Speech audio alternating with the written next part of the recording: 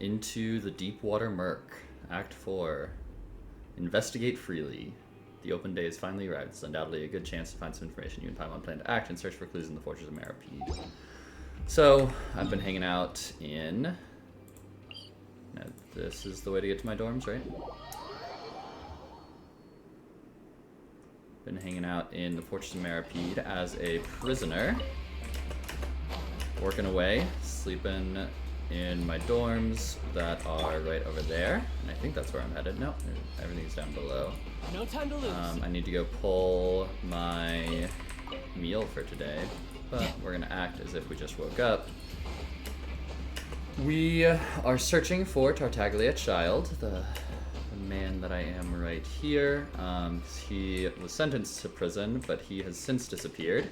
He escaped. We found his gang of cronies. He attempted to escape through some pipes that are over there. He swam out through some pipes into an abandoned area, claiming that he could escape from there, and his cronies said there's no way he could do that, but they wait for him a couple times a month on specific nights for him to come back, and he's not come back. I'm uncertain as to how long it is that we've been in prison in game time. I know that it is 45 days total that we're supposed to be in here. All right, now we're talking. Now we're talking. No time to lose. Rag and Bone Shop. You need it? We got it. I want to buy something. Have you got enough coupons? Do you have anything for free? You're a real funny one. Go and see Woolsey if you haven't gotten your welfare meal yet today. He'll give you free food and a free smile. The only thing free here is the air you're breathing. You just told me that there were free things. Also, I do have coupons. I have a good number of coupons.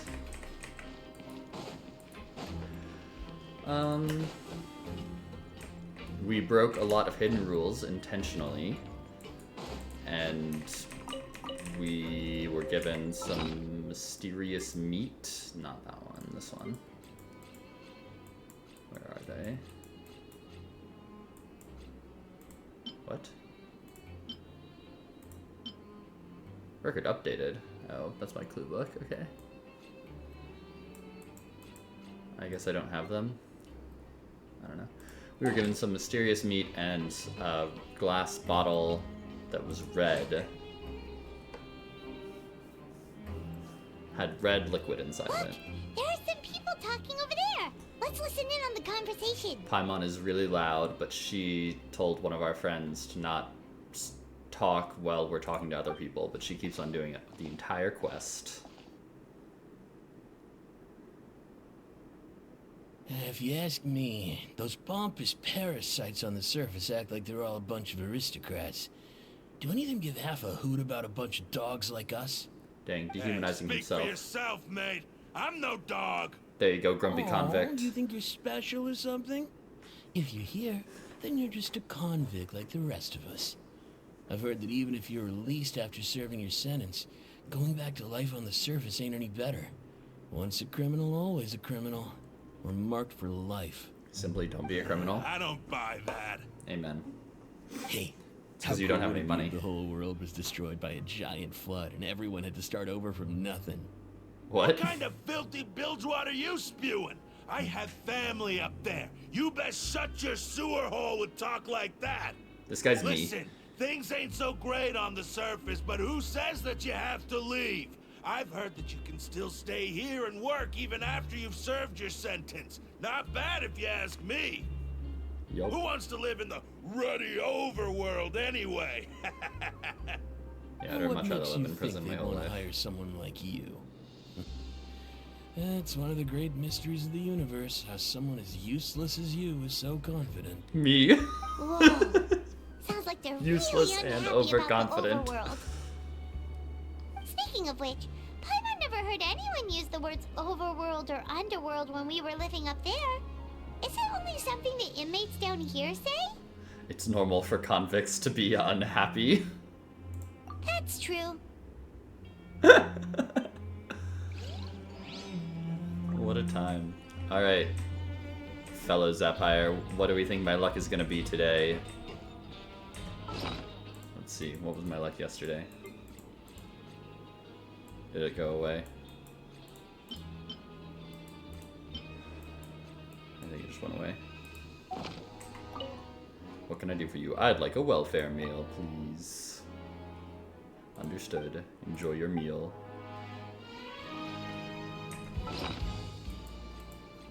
It's just up here.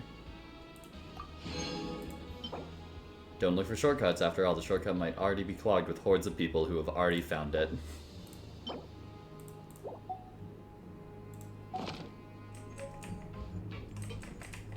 How do I get out of here? Like in game or like in lore? Because like in game I can just teleport away freely. No issues about that. In lore, I just have to wait. Fish and chips? Yes, very delicious. I have to wait the 45 days, and then I can choose to leave, or I can choose to stay. Because I was convicted of a crime.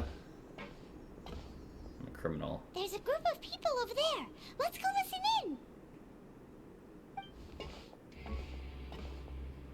So I said, that's not a faucet.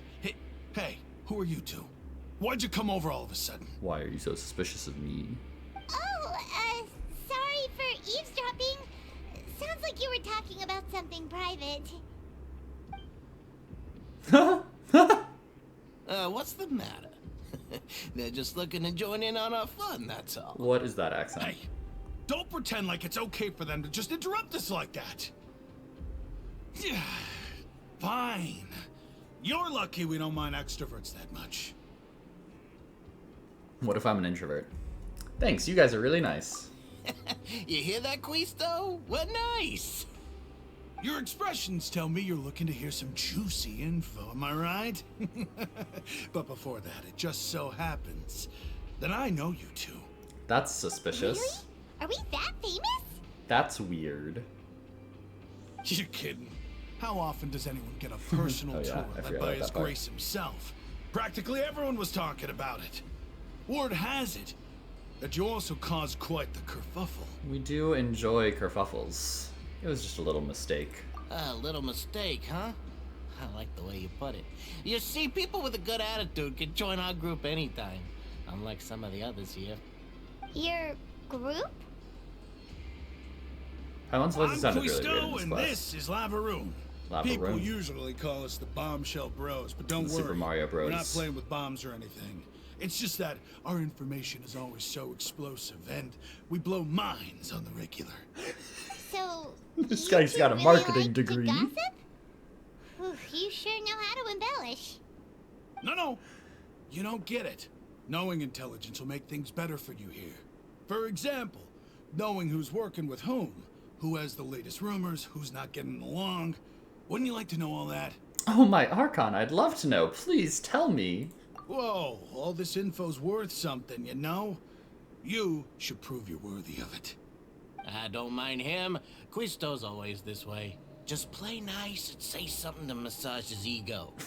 The welfare meals. Talk about the welfare meals. Oh, we ate the most incredible welfare meal recently.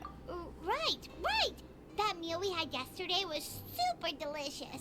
Paimon can still taste it whenever she closes her eyes. Is that so? To tell you the truth, I've been helping out with making those welfare meals. I've been working as a kitchen assistant for about a month and a half now. Ooh, maybe you can tell us about the mysterious meat so then. you're the one who made those delicious steaks. Amazing. You could be a professional chef. Paimon's a You professional are kiss-up. correct. I am a true professional.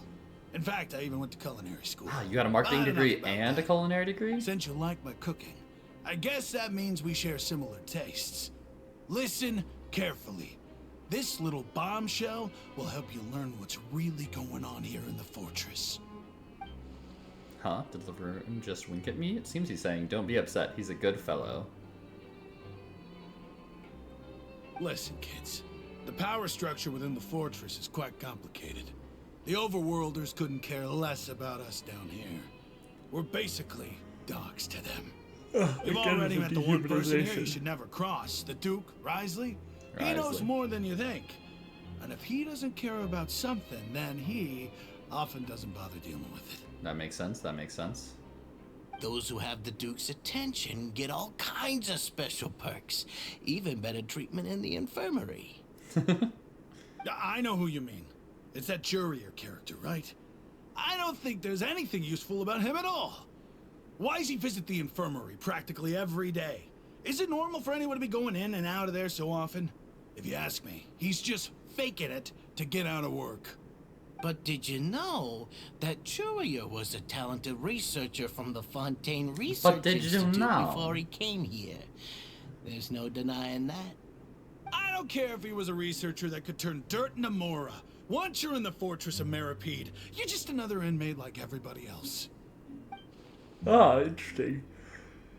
According to Quistone, a person named Jurio frequents the infirmary. I should take note of that. Speaking of which, the last time I saw him, he was passing by the corridor with Lorvine. I also heard they started arguing in the library and got into a fight, right? Guess that's just how terrible of a guy he is. Oof. You mean he hit a woman? Wow, I never imagined he was that bad. You mean to That hit a Lorvine's woman? also quite the odd one, you know? She's always gabbing away, got into a fight with a man, and she also got sent to the infirmary. Come to think of it, I always see her going to the sick bay every couple of days, too. Suspicious. These people keep on going Wait to a the second. infirmary. You don't think? Maybe. Do you think could it be that they're secretly meeting there to go on dates? But it's really hard to But he's imagine. abusive? Or is that After are they all, just into I that? do remember seeing Lorvine beat Jurier to a pulp that one time. And we might be overthinking things. This is the bombshell gossip. So Juro had a confrontation with a girl named Levine, who also frequently visits the infirmary. I'll remember that too.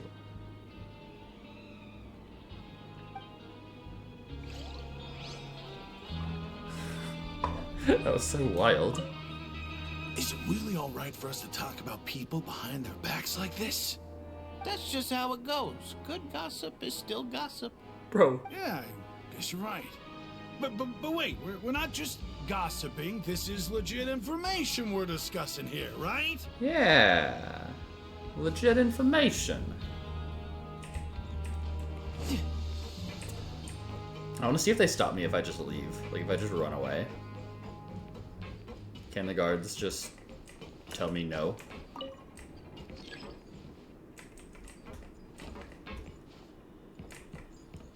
The lift will reach this floor shortly.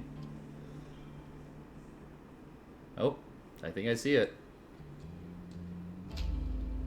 Are you ready to be crushed, child? Are you ready to die? I wonder what the rest of the Harbingers are up to. Plotting and scheming on an ever grander scale, no doubt. This is a really embarrassing prison break because there's a guard just watching me. Like, he's just hanging out over there watching me do this as the elevator gets closer and closer to landing on me. Well, it's been fun. Goodbye. Oh, just kidding. I'm in the elevator.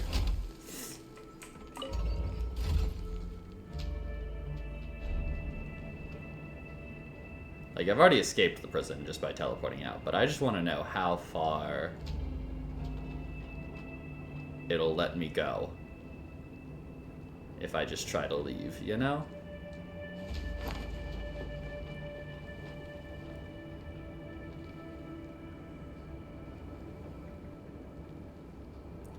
Because if they just let me walk out, then Child is wild for going the long way.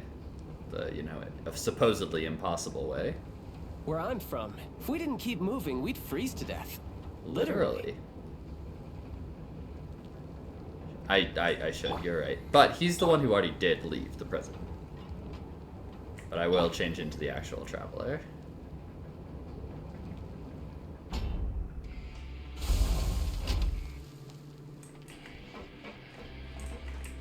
Which way?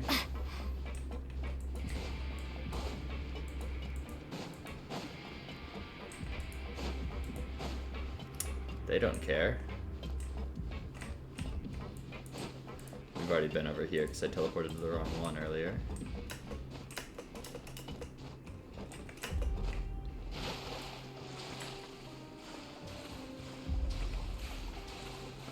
Is this closed?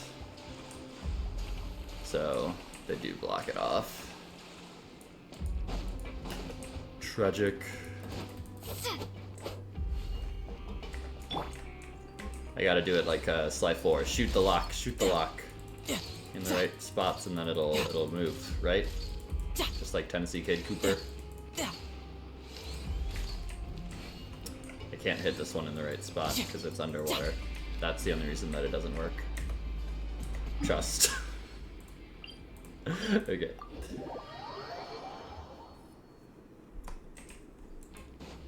No time to lose.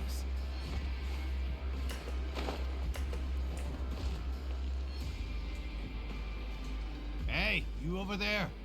Why are you yelling at me? Who, me? Yeah, you.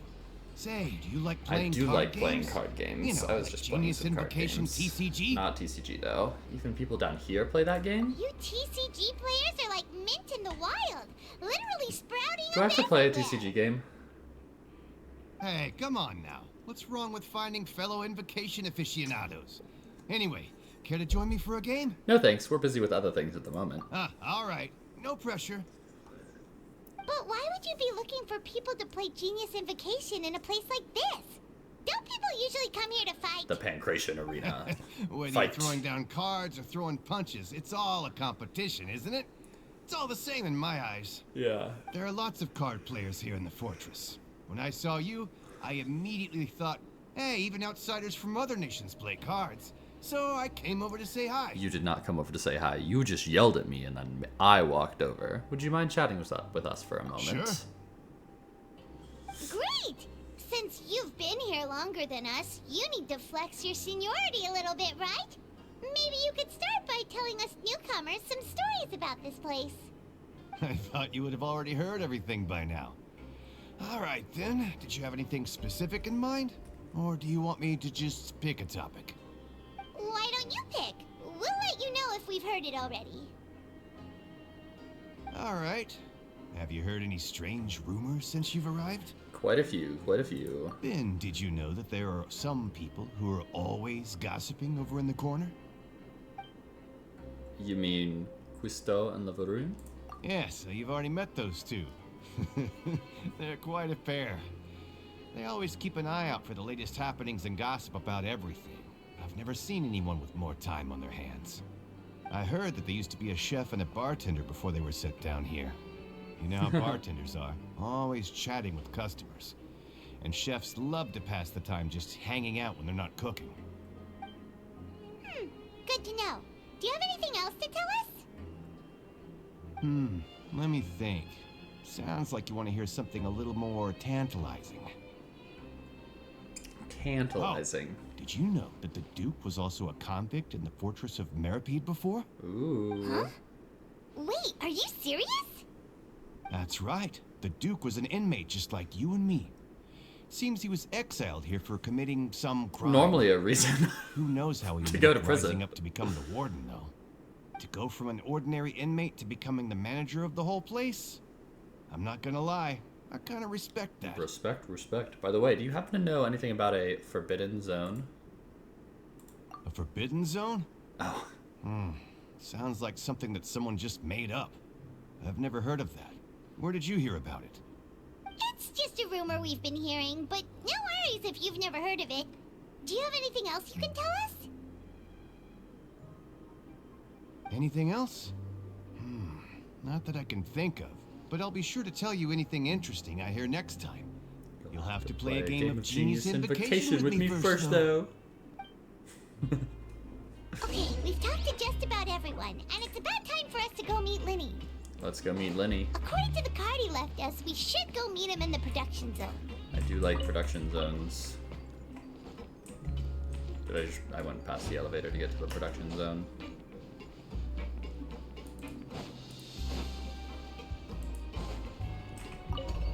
Goodbye, Mr. Elevator.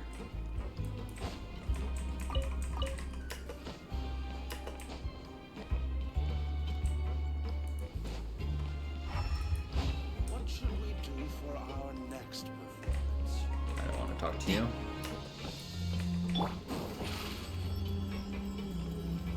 Over here. Falling down a tunnel.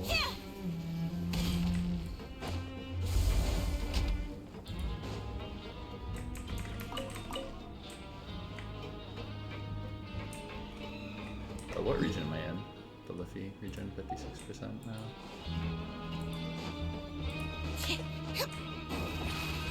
Also, this prison is kind of like the prison in Andor, because we're just building components for these Gardamex while we're in jail. Like, that's just the whole thing, the whole shtick.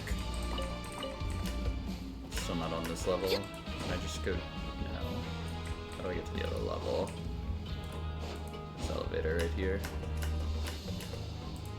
Nice.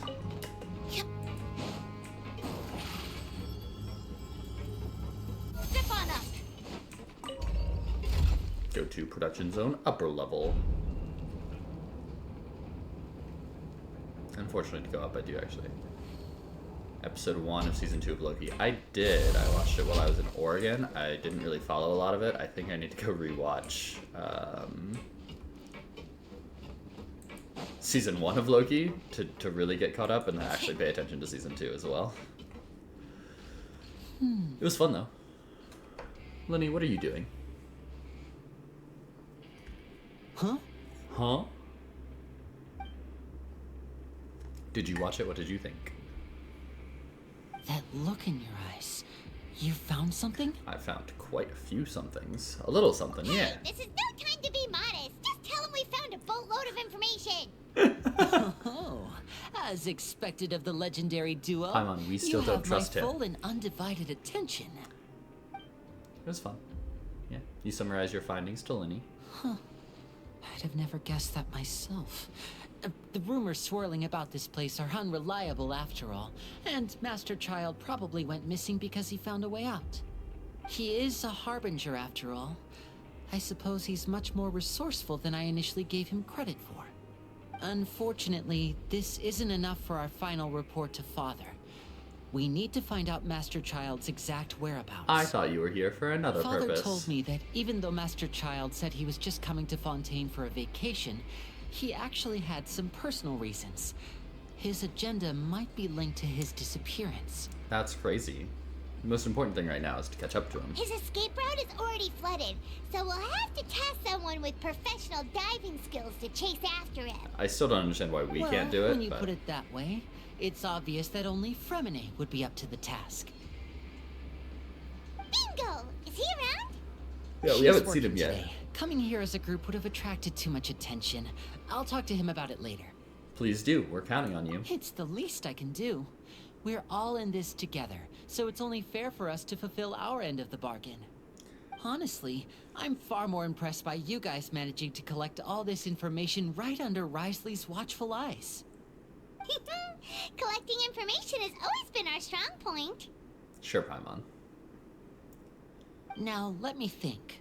To find out more information, Fremine will have to retrace Master Child's original route.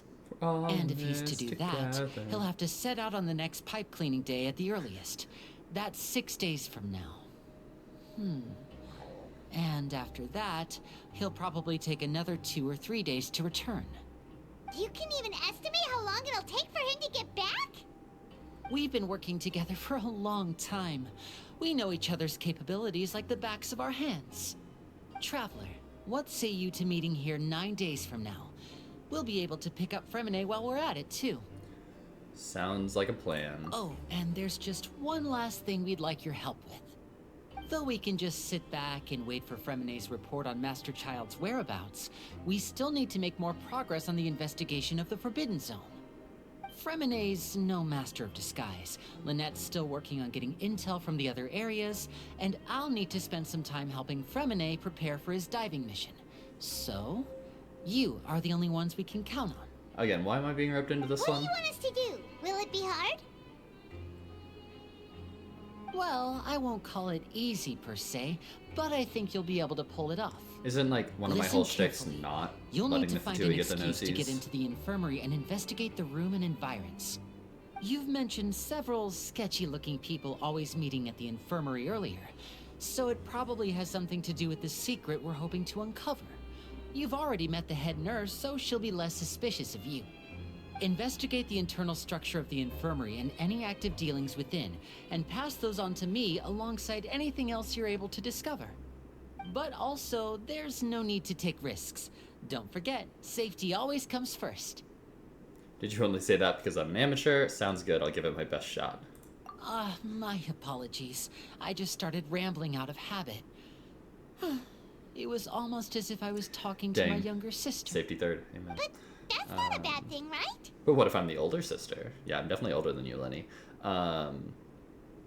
Also, L Riz calling us his sister now. Oh, right. You Then had we'll W head out Riz for as so soon as long. we finish our prep.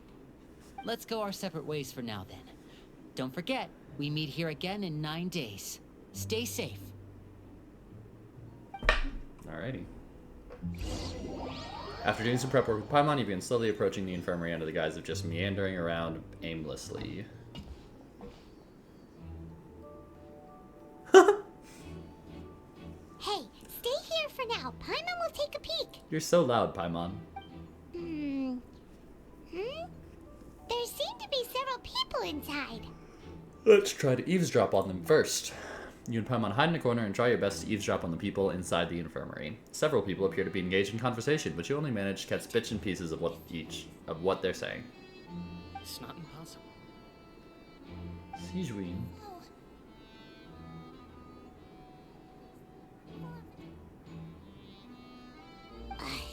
It's a bit hard to understand them from here, so why don't we just try to talk to them in person? I Let's don't go know, I as soon wouldn't as want you're to ready. interrupt their conversation, Paimon. I think you nod and take a long deep breath before inhaling a large amount of vapor from a foul-smelling potion you found at the bottom of the inventory. If you recall correctly, that potion is the result of a failed attempt at alchemy you once performed with Paimon at some point during your journey. In any case, it smells so bad you want to hurl.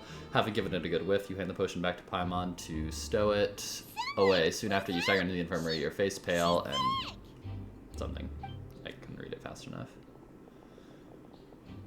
Whoa, are you okay? Oh my!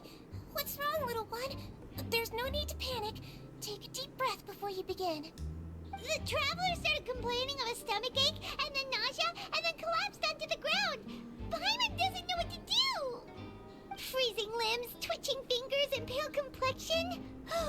Could it be poison? Let me take a look. Please lie down over here. Oh, my stomach really hurts. Don't worry, I'll get you to the bed safely. Here, hold on to my shoulder and walk slowly.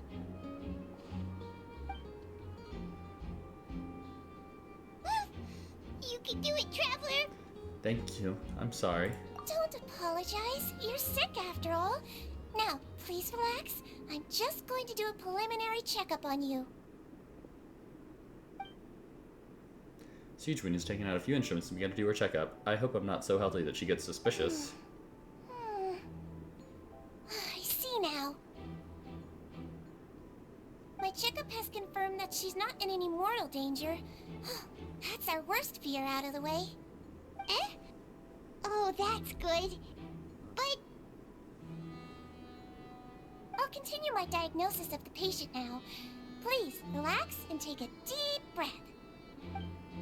Sijuin's using her hands to palpate different areas on my abdomen. Seems like she's using elemental energy too. Don't sense serious damage. Her expression's to your growing organs more and more either. relaxed. Does it hurt when I press here? It's not too bad. And here? Oh, that hurt a little. Huh? But based on my initial checkup, there shouldn't be a problem here. Oh, how strange. We're gaslighting a Melusine. Oh no, was my acting a bit over the top? What about here? Does this hurt? No, not really. Can barely feel it. I understand. So that's what it is. You're gaslighting me. I think you just ate something that disagreed with you. That's all. Nothing too serious. Outside of a pretty bad stomachache when it decides to act up. So that's what it is. Thank goodness it's not anything more serious. And there have been other inmates complaining about the food recently. I'll inform our head chef, Mr. Woolsey, of this problem as soon as possible. Congratulations! The health risk is incredibly low. Oh, we're so sitting you up should again. recover within a couple days. Why don't you take a rest here while I go get some medicine for you? Miss Levine, I'll have to trouble you to help me look after this new patient while I'm gone. Very well. And she hopped away just like that. Phew, this infiltration mission is going much more smoothly than I imagined. Next, there are only 2 people left in the room. Siegeween just called that woman Levine, so she has to be one of those frequent visitors to the infirmary I've heard of before. Would that mean the man next to her is Juro? So how are you feeling now? Still not great. I can't keep staring at her. It'll draw unwanted attention. That guy also seems to have noticed. Now he's looking in my direction, too. Her stomach ache's really bad. She was stumbling about the whole way here, so Paimon's really worried. If Miss Siegeween says it's not a serious problem, then there's no need to worry. She's the best medic we've got down here. But it also looks like she's the only medic you've got down here. The best hand. Well, that's true. What do you mean that's true?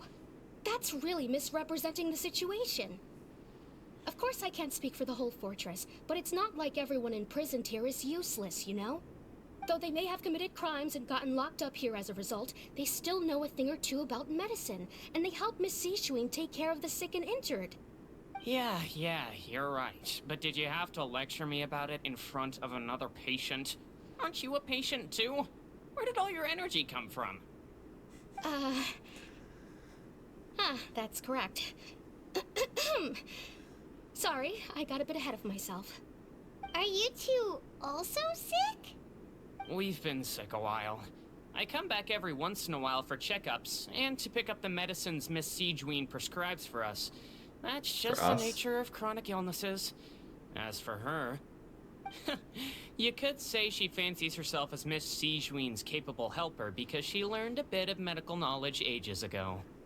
Get wrecked. Please watch your mouth, Mr. Jurier. Don't forget that you are the primary reason I have frequent heart palpitations. Hey, don't start arguing now. Please, keep it civil at least. These two seem to have a pretty terrible relationship and only ran into each other because they came here to pick up their meds at the same time.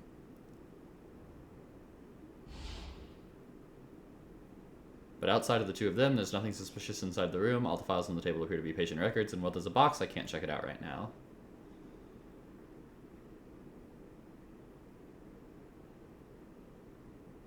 That one they give me a ton of time for?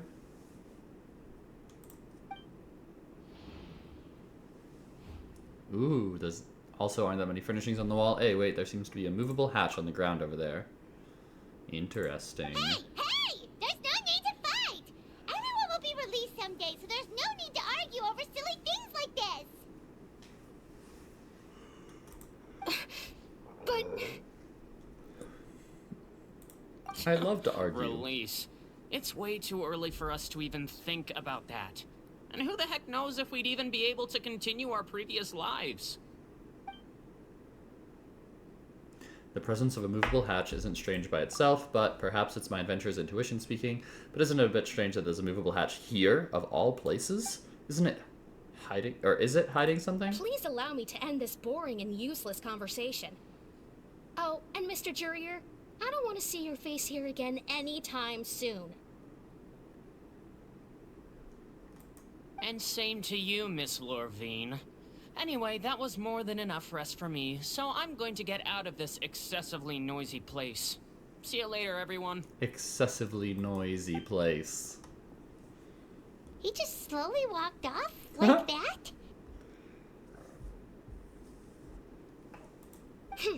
That's just what he's like. That's just what he's like. I'm sorry you had to see all of that. I'm Lorvine, and that's... Well, his name is Jurier, but I hope you'll never have cause to remember his name. Understandable. You really can't stand him, huh? That's why I'm sitting. I mean, can you blame me? Look, who would like someone who's as arrogant and obsessed with weird research topics as he is? But there's no need to keep dwelling on him. I'll accompany you two for a while. Miss Siegeween should be back soon, and I'm sure you'll feel better as soon as you've had some of her medicine. Thank you for looking after me. No, it's nothing. I'm back! Did you rest like you promised? Well, I've been sitting up and listening to them yell at each other for the whole Thank you for time. getting our but- medicine, Miss Sijween. Did you all cooperate with your bed rest? I trust that nobody got up to walk around. Good. Here, this should be 2 days worth of medicine for you. Take 1 pill now, and then continue your bed rest. Sounds good. You take the stomachache pill that Sijwin gave you. Miss Levine, I left in a bit of a hurry just now. Do you still remember if we discussed the color of the pill that you should be taking today? I remember. You said it should be yellow. Did they talk about that before we walked in? Why don't I remember? Yellow, huh? I understand. These are yours. Please, make sure to go to bed early after taking them tonight. You'll benefit from a good night's sleep.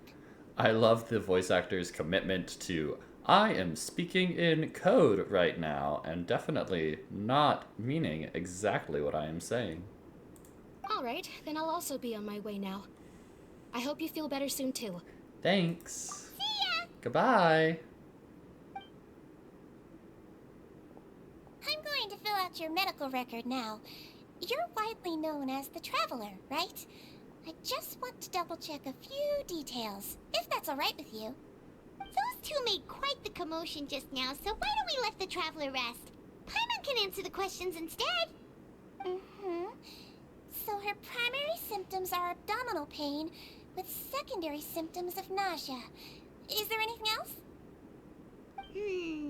That's it. All right then. Is there anything we should know besides to take the meds? No, her base constitution is quite good, so I'm sure she'll recover quite quickly after taking the medicine. Please, make sure to stick to bland or less stimulating foods, and don't stay up too late at night. Got it. Paimon will hold the Traveler to that for sure. Sijwin's still looking at me. I should just try to take a nap, like she said. Oh, you're going to take a nap already? Okay then, you get some rest. You move yourself to a regular patient's bed and relax completely. The awareness from work and intel gatherings you've been holding back. You can, however, still catch some hints of Paimon's conversation with Sijwin. All this time overwhelm you all at once. Together. She may look a bit under the weather now, but she's actually super strong. Oh, so you're the best of companions. Well, don't worry, she'll recover soon. Companion. That word brings forth a wave of comfort. You let yourself relax and fall into a restful sleep. How do you feel? You slept for a really long time, but we never left. I feel a lot better. Thank you both. Well, now you can go back without a worry in the world. Remember to take your meds regularly, and remember bland foods. Thank you, Miss Sijween. Alrighty. I will be right back.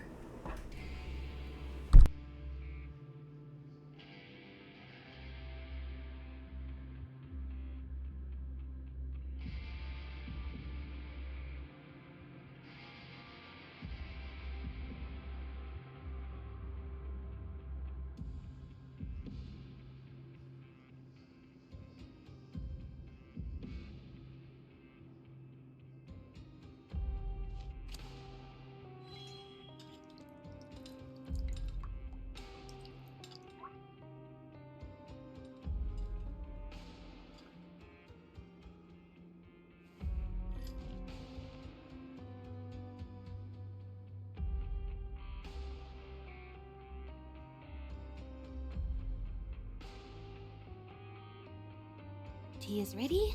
Now it's time for a short rest.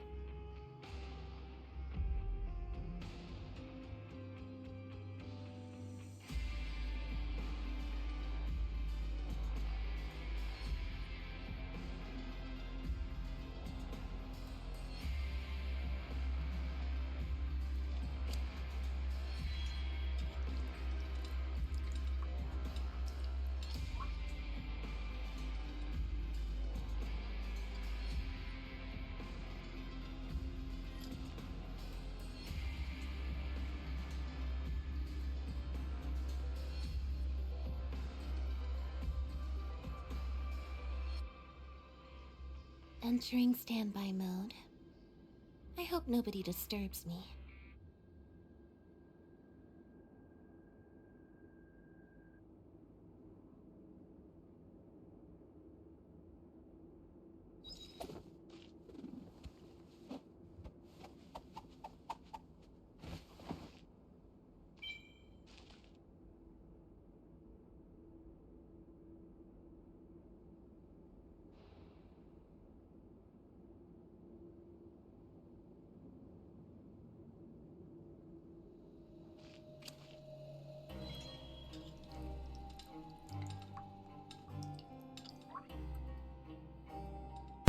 Alrighty.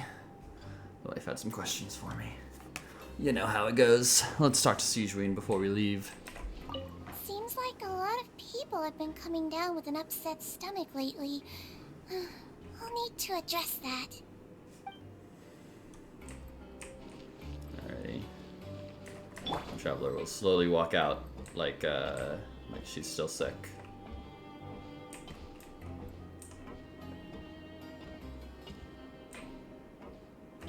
But as soon as I'm out of view, we're running, sprinting, changing into air.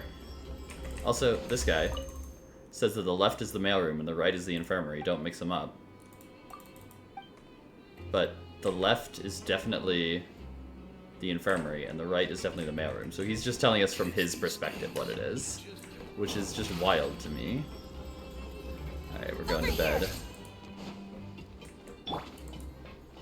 Run, run, run, run, run.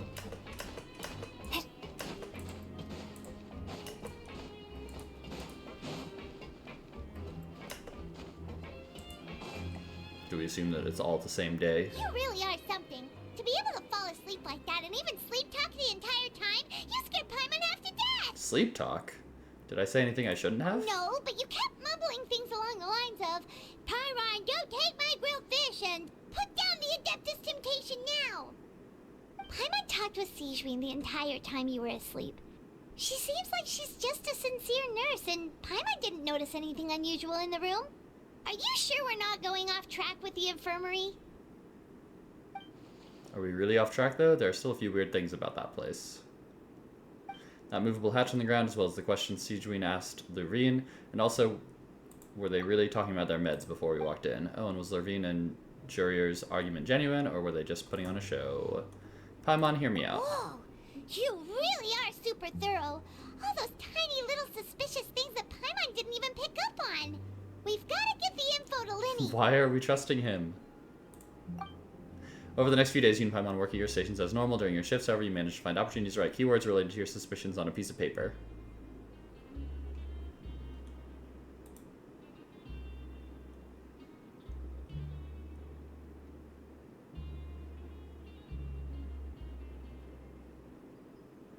You manage to pass the slip to a busy net as she happens to pass by. Her disguise is impeccable, and she does not even look at you or change her expression as she pockets the info. Her disguise. Just her normal. And finally, the promised 9th day arrives.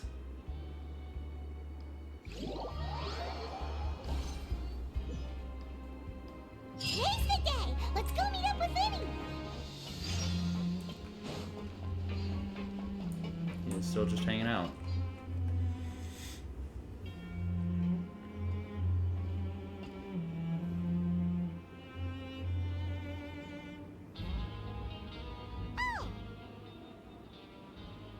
Hmm?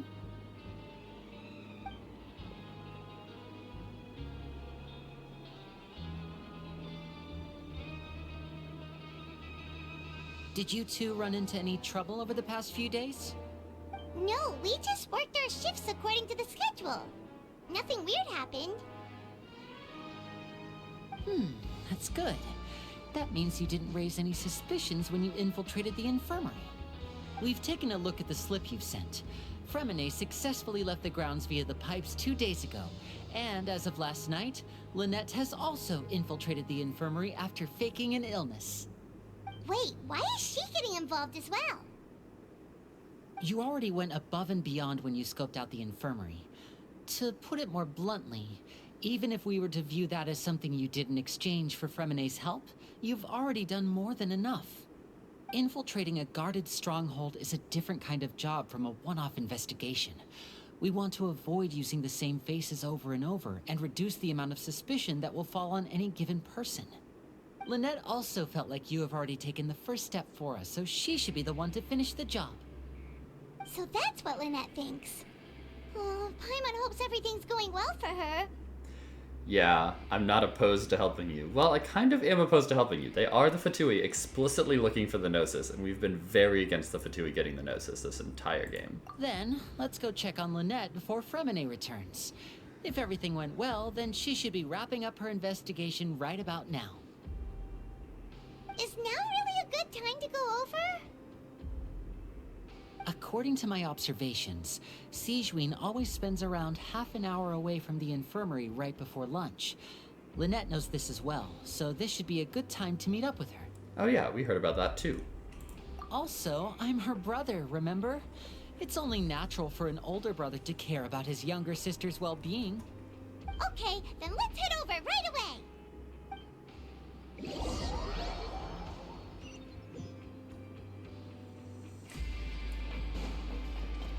In secret, this guy can't see me. Gotta run against the wall. He won't see me if I'm running against the wall.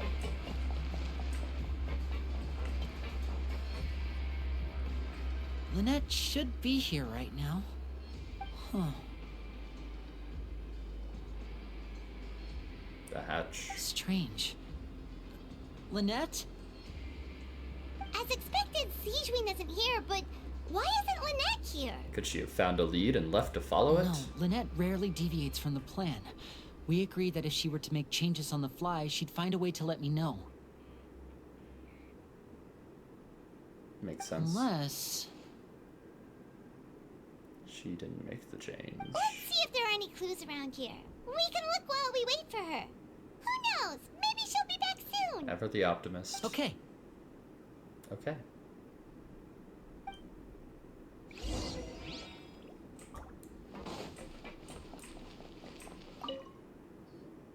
There are some books here and a few files. They all look like medical records. Record. Just one record. Advanced nursing, how to raise the spirit of your patients, a quick guide to the psychology of emotions, and the meaning of laughter. These sure are some interesting books. Who knew Sigewinne would be interested in these kinds of things? She even has books on understanding people's motivations and feelings. Is it because she's a Melusine? Or does she have a need to understand her patient's emotional state? Seems quite normal to me. These are skills that would come in handy for a nurse from time to time. Right?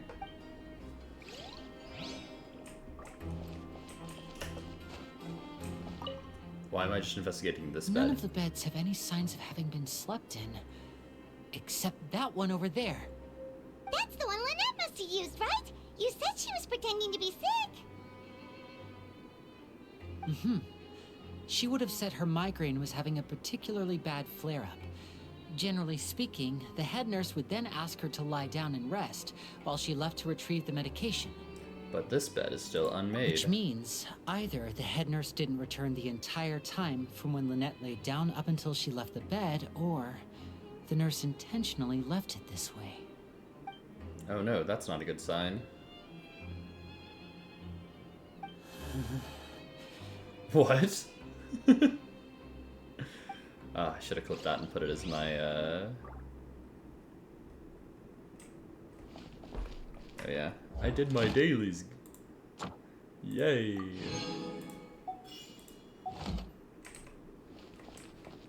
Search for clues. Okay, let me go to the bathroom. So, I will be right back again.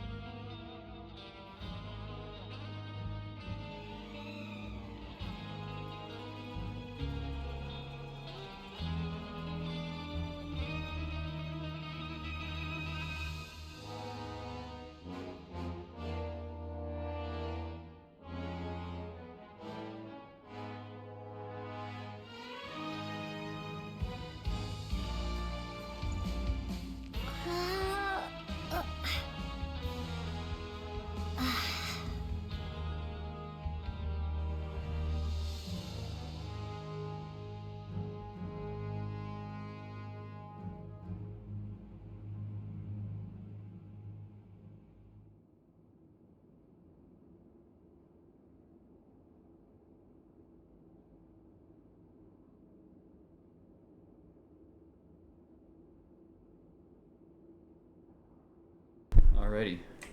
Let's go investigate the hatch. Ah, this is it! We saw it before! Lenny's so short. Wait, this thing? It doesn't look like it's been disguised that well. Oh, but it's behind a big box. Lenny leans down to get close to the movable hatch and starts tapping at several different points The on it. space behind it is empty. From its size, I don't think it's an entrance that is meant to be taken apart. There's probably a mechanism around here somewhere. Could Lynette have tried to get inside? But if that's the case, she would have contacted me for sure. What if she was brought inside?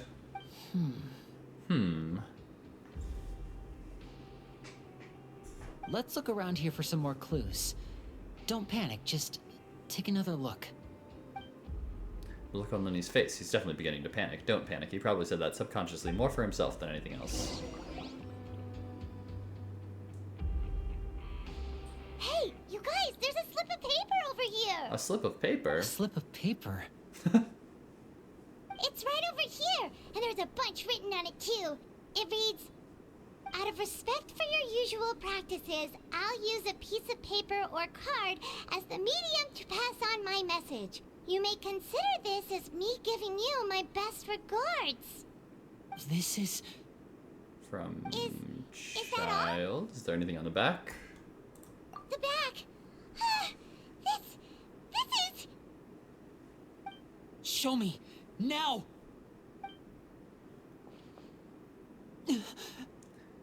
The Duke? That look on your face. Paimon's reading it now. Would you care to guess where Miss Lynette of the Fatui could be right now? Ah, it is, No. Risley. Is she already? Risley. Did he deliberately leave the infirmary unguarded to use it as bait? Wait, you mean he was aware of our goals from the very beginning? But why? We didn't run into any trouble last time, and he also never reached out to us since. Why would he choose to act during our second infiltration attempt instead of the first? Yes, that is a crucial question. Risley, he doesn't do anything without a clear goal or reason. So this means he had no concerns about your activities from the very beginning. You're not from the same camp as us. You were sent down here by Nervulet, so you have no conflict of interest with Risley. We're a completely different story, though. So then why did he only go after Lynette? Why didn't he go after you as I'd well? like to know that, too. Why did he only go after her? Also, when we were in the infirmary, Panic. Just Fremine was think still everything there. over. I have to stay calm. This is not like what happened last time. The situation's different now. Last time?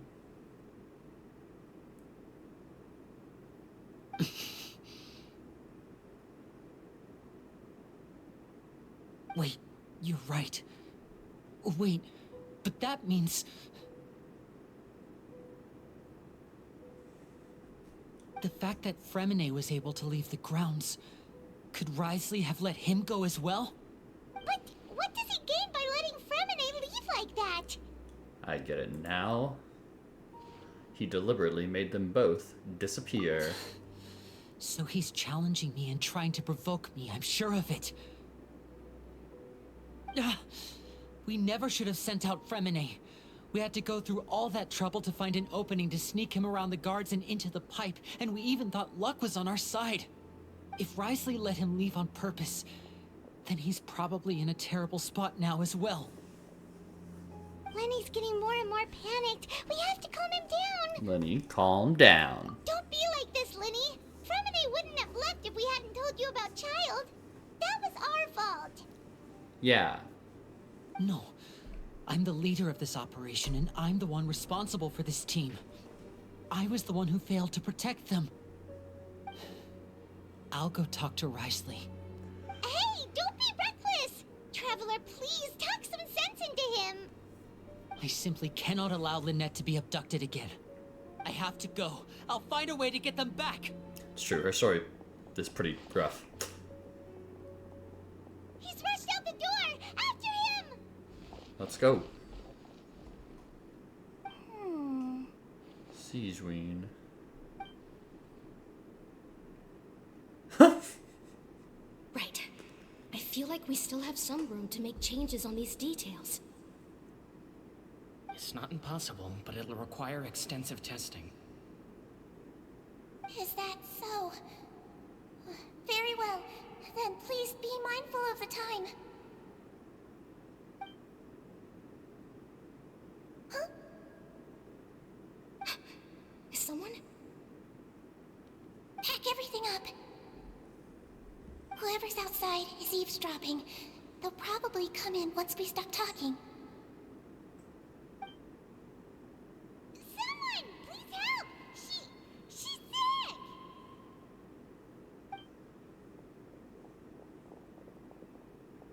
Whoa, are you okay? These two. As expected, they've already found this place. Oh, they are quite sharp. What a delightful turn of events. I like smart people, but I also like playing dumb. I like the feeling of being trusted. Wild. Oh my! What's wrong, little one? There's no need to panic. Take a deep breath before you begin. Being able to read human expressions is quite the useful skill. Wait! Wait! Oh, It's no gotta use. go. We have to catch up to him. Lynette, run. He's already out of sight. How is he so fast? Let's go head him off at Risley's office. Yeah. Do I just go in? I guess.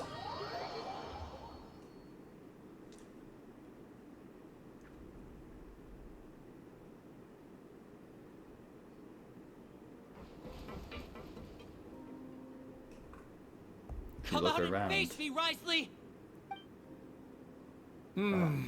Aren't we What at an outfit? administrative office space? Why don't you at least try to follow even a couple rules from the fortress's indoor management regulations? What did you do to my sister? I ran into the young miss at the infirmary. I'd heard that she was suffering from quite the migraine, so I decided to invite her over for a cup of tea. I do have some teas in my collection that can work wonders against such an illness. Stop joking around! Where did you take my siblings? I have also heard that your performances are quite the spectacle. Miss Lynette would sometimes enter a box filled with water, only to emerge the next second from another place altogether. Maybe she'll appear behind you right now if you were to turn your head. Is he trying to trick me into turning my head? No, he's probably not looking to attack me right now. All of the hostages are in his hands, and he's even in the mood for small talk. That means Lynette is probably still alive. You knew we were investigating the infirmary from the start, so you deliberately aroused the Traveler's suspicions and baited us into continuing our investigation, just so that you'd be able to kidnap Lynette. As for Fremine, no, you probably didn't even interfere with Child's escape. You let him go, so you could purge the Fatui members that we had planted into your ranks. There was no need to do so. The Fortress of Meripede is a pretty pleasant place. Most people enjoy their lives here. The only ones who act differently are those with personal agendas. It was quite easy to identify your colleagues. You removed our original members and spread the news of Child's escape so Father would assign our team to come down and investigate. Fremine has also fallen into your hands, right? If you're oh so omnipotent and so in control, why would you need hostages? One correction. Lynette is in my hands right now, but Fremine is not. Interesting She's concession. What do you really want? Winnie! Oh, wonderful. Everyone is here, so I'll only need to say this once. Thank you so much for cooperating with me. Where are Lynette and Fremine? Eager and to the point, I see. Alas, only Miss Lynette is currently having a cup of the fortress's finest tea. Risley does Although, like his as tea. per your original plan, Mr. Fremine should also have returned to the fortress by now. But he has neither shown up within my gates, nor has he been taken into any kind of custody. So where do you think he may be right now? Wait, you can't mean... You locked him outside in the sea? I closed the fortress's gate to the outside world. That's all. Fremene's a star diver, so he should be fine, right? No, we're still here, so he definitely tried to find a way to come back for us. So we can't assume he might have made a break for the surface. But why would I do this, you may be asking? To have an audience with you, of course. My intel tells me that Mr. Linney is a great magician, so it's only natural for me to want to have some cards of my own when it comes to negotiating. Besides, I do recall you mentioning to Miss Lynette that you've always wanted to have a face-to-face meeting with the Lord of the Fortress of Meripede, regardless of whether it was in a personal or a professional capacity. Well, you got your wish. So, you've been keeping tabs on us before we even set foot in the fortress. Some of my folks just happened to hear a thing or two, that's all. In any case, I will be straight with you. I was willing to play dumb and turn a blind eye, so we had a pleasant few days playing games together here. But once you started focusing on the Forbidden Zone, all of that changed.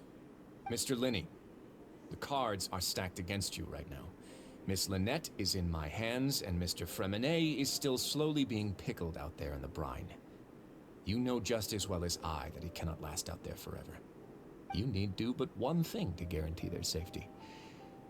I would like you to contact your superior, and ideally invite her over for a cup of tea with me. You want to see Father? But why should she bother giving you an audience? Well, if she cares for the well-being of her dearest children, she should have plenty of motivation to join me for a parents' evening. I've heard that the bonds between the members of the House of the Hearth are like the bonds of family. I don't see why she would refuse. Why did you think Father sent us to handle the Fortress of Meripede? This place is basically a no-man's land. It wouldn't be fitting for anyone as important as a harbinger like Father to come here in person. Oh, I see. So it's because she doesn't care for my place here. That's such a shame. After all, I've amassed quite the tea collection. I was looking forward to sharing it with her. Both Monsieur Neuvillette and Lady Farina have already received many samples as gifts.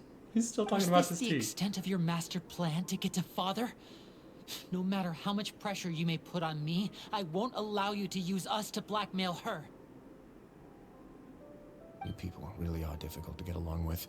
All I'm asking for is a face-to-face conversation. Does she truly have no interest in the fortress's secret? Mr. Linney, you have one last chance to invite your father here. If you refuse... If you refuse... Linney! Why do you have to do this? Instead of asking why I'm doing this, why don't you try to see things from my perspective for a second? From the very beginning, the Fatui has been actively infiltrating my fortress. I gave you a warning by cutting off the first few operatives I found, but that only caused you to double down. Had you given up on the fortress then and there, I'd have no reason to want to talk. Mr. Fremene left the fortress on his own, and Miss Lynette tried to pry out my secrets right in front of me. No matter how you look at it, the responsibility for this falls on you. I shouldn't ask Father to do anything because of us. 6, 5... Wait, 2, 1. We just keep on zooming in on Linney. It really is a shame, Mr. Linney. Risley! Negotiations have broken down. Please leave, ladies and gentlemen. It's time for my afternoon tea. Please wait. Can we really not talk about this some more? Yeah, listen to the Traveler. If you can't talk to Linney, can you at least talk to us? You do realize that I'm only letting you go because of Neuvillette, yes? You're here helping him out, and I've already done my best to stay out of your way. But that doesn't mean you can just do whatever you want. The fortress may be small and remote, but it still has its own set of laws. Please spare Fremene and Lynette. I want to save Fremene and Lynette too. Then how about this? Those who are capable deserve respect. You've spent quite some time investigating my home turf by now, so why don't you tell me a thing or two about what you found, I'll ask you 3 questions. Answer all of them correctly, and I'll agree to your request. So what happens if I get them wrong? Question 1. Regarding the hidden rules of the production zone, What is the truth behind the one about not being allowed to work for 3 days in a row? I can't believe he's asking about the hidden rules. If I recall correctly, if you keep working without any rest during lunch hour on the third day, you find a portion of strange meat in your welfare meal. It's a good thing that we've already run a thorough investigation on this. Let's see if I can remember all the clues. I should be able to find an answer if I can piece everything together. If you break the hidden rule of the production zone, your welfare meal might contain some strange meat. Who will see it if you keep working continuously? I've been told that the infirmary is always empty. The Fonta promoter has been struggling because he doesn't recognize. We often see Miss Sijuin observing the prisoners at work near their production zone. It seems like she can perceive the general state of a person's health just by looking at them. We'll see it if you keep on working Fonta's internal reports suggest that they're starting. The research note said that the Melusine race perceived. According to Collins, the Pancration tournament only took place because Fonta's internal report. We often see Miss Sijuin observing the prison. Under what circumstances does the strange meat appear? The research note said that according to Collins, the Fonta promoter has been struggling because he does. I've been told that the infirmary is always empty for the half hour just before lunch. Why does the strange meat appear the way it does? According to Collins, the research note said that the Melusine race perceives the world very differently from humans.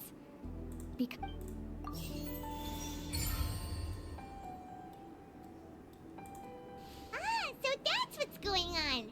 Paimon understands it now. Who would have guessed? Do I explain it or do I just say it? Yeah, Rule okay. of the production zone. People are not supposed Oh to no, work the glasses 3 are days back. in a row, and if they do, they'll get strange meat in their welfare meal. I gotta snip this.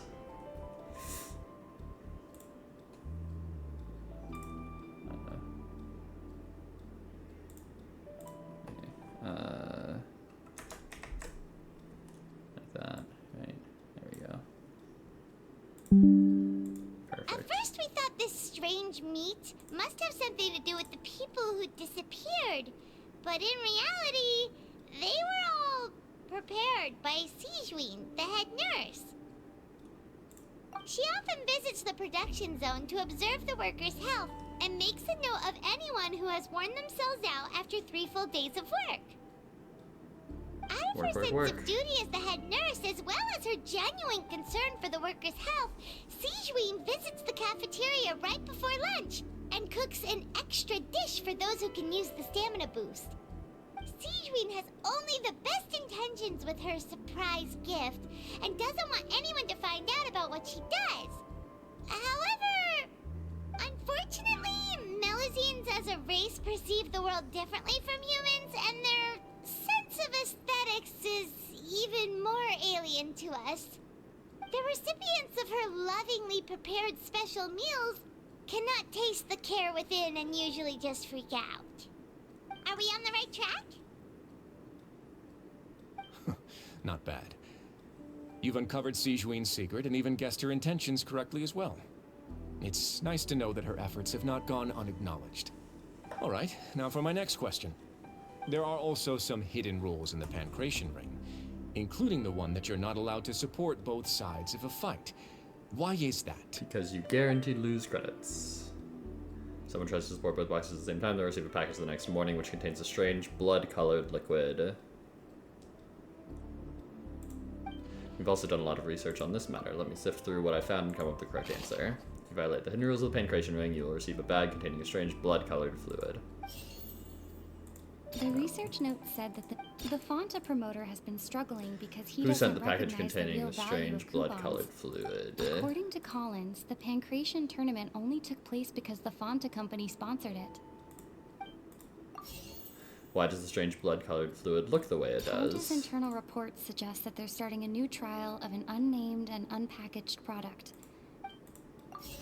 Why do only those who buy tickets support both fighters receive the package? The Fonta promoter has been struggling because he doesn't recognize the real value.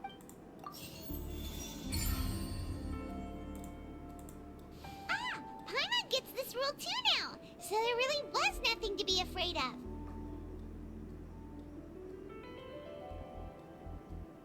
Oh yeah, not on auto still. That hidden rule of the Pancration Ring is about how, People are not supposed to bet on both boxers at the same time. And if they do, they'll receive a package containing a strange, blood-colored liquid. People get scared when they see it because they've subconsciously begun to associate it with the missing boxer. But really, it's just a bottle of the latest yet-to-be-named and packaged new Fanta trial product. A blood-red drink. It's no wonder even Fanta's own staff were questioning the company's decision-making. The company, facing backlash from its own staff, decided to try to trial the product on a smaller scale to see how it might be received by customers. They came to the fortress of Meropide and offered to sponsor the Pancration tournament so they could push their new product. But the Duke completely refused to even entertain the idea. The Duke, knowing how valuable coupons are in the fortress, knew that only total idiots who didn't understand their true value would bother buying a Fanta product here. And so, only those who proved their stupidity by being dumb enough to bet on two opposing sides of the same match were selected to receive the drinks. I acknowledge the effort you've put into bringing the truth of this mystery to light. Although, based on your description, that Fanta promoter is a bit too careless with his words. I may just reconsider my collaboration with the company. All right, and here's the final question. What's the secret behind our head nurse and all of her patients in the infirmary? All of her patients? We haven't collected enough info to answer that question. Stop your cruel and pointless games, Risley! You know that we haven't finished our investigation, so there's no way we can answer the last question. The thought of sparing Lynette and Fremine never even crossed your mind. Lenny? You'll pay for this! Huh? Lenny, are you alright? I need that as well. Oh my gosh. Oh, close one. I owe you, Sigewinne. That was a fantastic shot. It was nothing, Your Grace. Sigewinne? Though this gun Another may gun. look like a toy, it's actually fully functional, as I just demonstrated. Dang, he got shot. Sigewinne.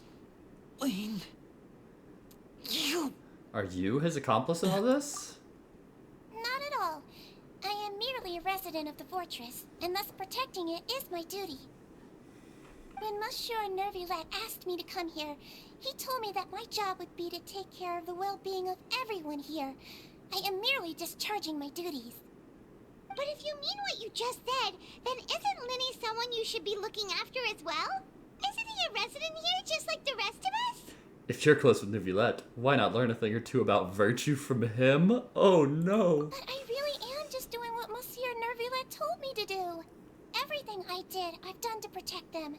Had I not, they would be in far more dire straits right now. His Grace knows it too, right? Your Grace? Mind proving my innocence to them? Don't worry, Sigewinne. I trust My you. dear Sigewinne, whatever shall I do with you? Would it have killed you to just wait another minute or two? Well, it's nearly time after all. The way you do things can be truly frustrating sometimes, Your Grace. I figured I should try to talk some sense into you. What are you talking about? What time? Fremine's arrival? Take me if you want. But let them go. How valiant of you, Lenny. How touching. Can you just give me one more minute? Don't be like that, Your Grace. All right, everyone, calm down. 2 more visitors will be arriving any time now. I'll go get a cup of tea. Miss Sigewinne, I leave Miss Lynette in your care. You... What are you doing? I believe I hear footsteps. The door suddenly slams open. A familiar figure bursts into the room. Some space, please. Ah, Miss Clarande. My door. Fremine. Fremine. Yeah, you just got shot, What's Lenny. going on? What is Clarande doing here?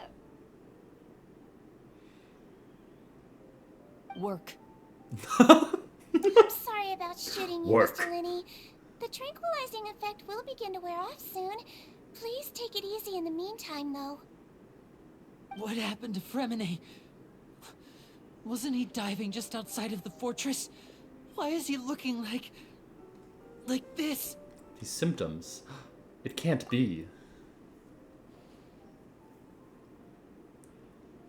A flushed face, an accelerated pulse. He must have consumed primordial seawater. What did you say? Please, make some space. I'll need to give Mr. Fremine a more thorough checkup.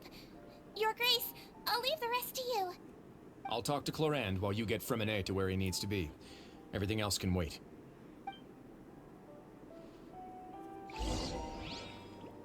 Try to understand the situation of the people around you. Lenny? It's crazy. It's like Risley wasn't that backstabbing as you thought he was. Lenny's expression looks disgusted. It seems like he'd rather not have Sigewinne touch Fremine, but he didn't stop her since it's obvious that Fremine does require urgent medical care. Sigewinne's examining Fremine carefully. She doesn't look too upset, which is a good sign. I hope Fremine will be okay. How is he? These symptoms are probably caused by an acute ingestion of a large amount of primordial seawater. Still, his condition is not critical. Which is odd. Of course, it would be best if he stayed for further observation. Let's leave him here for now, and move him to the infirmary once he's recovered a bit more. Sorry. I am aware that the infirmary may not be your favorite place in the world at the moment. We do only have a single clinic in the fortress, however. Why would he ingest a large amount of primordial seawater after leaving the fortress? How could that possibly happen? Please, look after Mr. Fremine for the moment. I'll go fetch some medicine and a respirator. Oh, I'll bring Miss Lynette back with me. Where is she? How is she right now? Oh, she just took a nap in an empty room after I tranquilized Just took a nap. I also tranquilized her. her. Calculations are correct. She should also be waking up right around now. You might not believe me, but His Grace and I actually made some snacks and tea for her. Lenny has finally begun to stop tensing the muscles on his face. It seems that he trusts what Sigewinne just said. Alrighty. Let's figure out what these two hot people are What's that talking look about. on your face? I thought I made good time on the way back. Oh, I'm just admiring your punctuality. Had you arrived just a few minutes later, Sigewinne may have been forced to shoot Mr. Lenny again. How's the situation out there? The water has changed. It's pretty much as expected. The concentration of primordial seawater has increased significantly. I was only out there a short time, so it wasn't too bad. But if one were to stay for any significant amount of time, well, you can see how that boy's doing. Where was he when you found him? The abandoned zone at the end of the pipes. A good distance into the water. Closer than I thought. He must have recognized it early on and tried desperately to swim back. Locking the door was necessary. I don't think we could have saved two. Well, I did try to convince him that I had my reasons. Never seems to work, though. It would probably work on Neuvillette. He has a knack for picking out who had good intentions, even when the outcomes were all terrible. It's a bad sign if you're having to plead your case to Neuvillette. Want some tea? Not particularly. If you want to drink some that badly, just say so. Fine, I'd like to get some tea. Want me to get you a cup too, since I've already made it? Since I've already made it? Might as well then, I suppose. Actually, do you have a towel? I would like to dry my hair.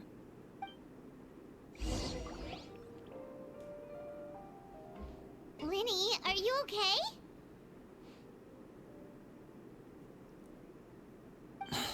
I'll be fine. They're all here now. Don't worry about me. Are you sure? You don't look all right. My hands and feet are still a bit weak, but that's probably just the residual effects of the tranquilizer shot. I'm back, everyone. Lenny! Oh, Traveler, Paimon, you're here too. Fremine? Is he... He'll be fine. But for now, please help me lift him up. Why does Lynette have to help Sigewinne? Lenny and Lynette immediately come to lift Fremine up. With their help, Fremine also manages to swallow a dose of Sigewin's medicine.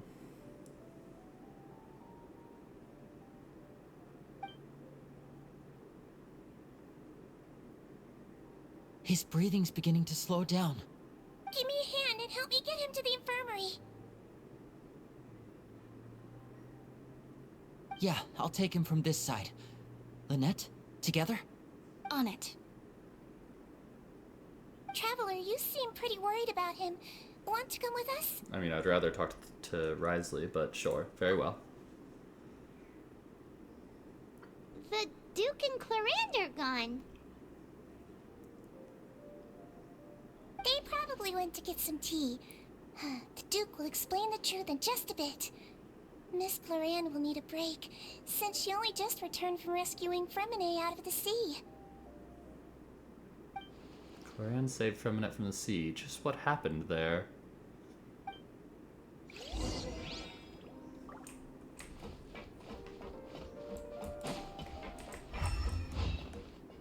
Interesting. I'm assuming I can't go up here. Oh, no, I can. Nothing but them. Could I tempt you with some sugar for your tea? No need. They're just chatting, having some tea. Looking good. Okay, anyway. I'll stop simping and I'll continue the quest.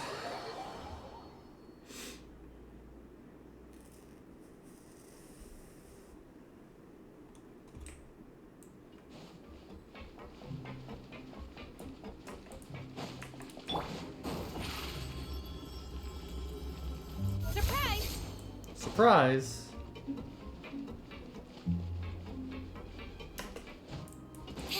Should be nearing the end of this quest.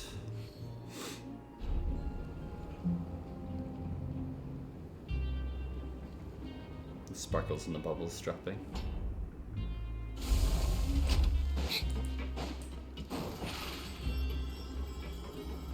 Over here!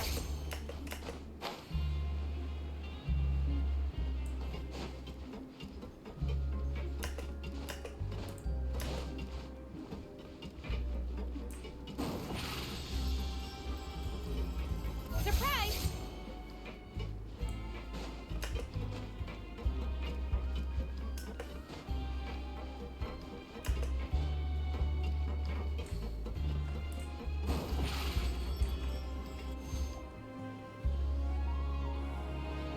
You sleep. Oh, you wake.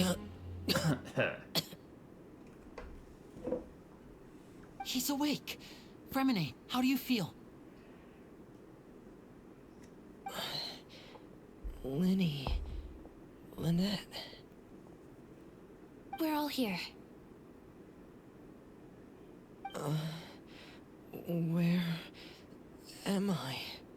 The infirmary, at the Fortress of Meripede, Mr. Fremine, and you are no longer in any danger. How do you feel? Don't push yourself if you're not feeling up to it. Traveler. Paimon. It's been so long. The sea. There's something wrong with the seawater. Oh, down he goes. Shh, it's okay. We can talk about it after you've recovered. No, listen to me. This is really serious. There's primordial seawater mixed into the regular seawater. I don't know why it's there, but no one should touch it. What happened after you snuck into the pipes? Pipes. Right, the pipes. It's all coming back to me now.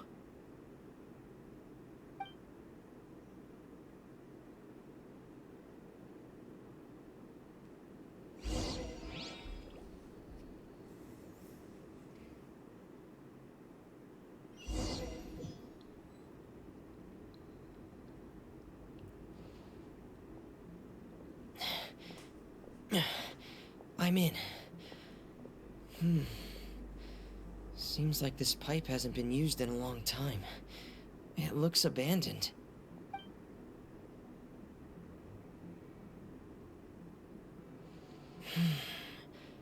Where could Master Child be?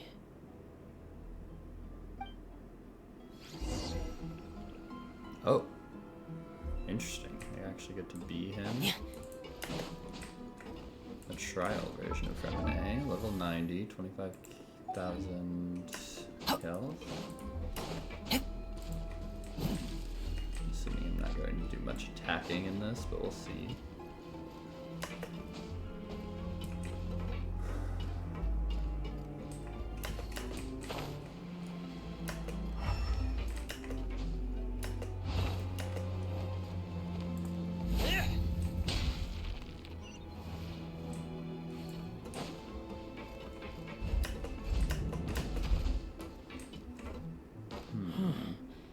This mechanism looks like it's been tampered with.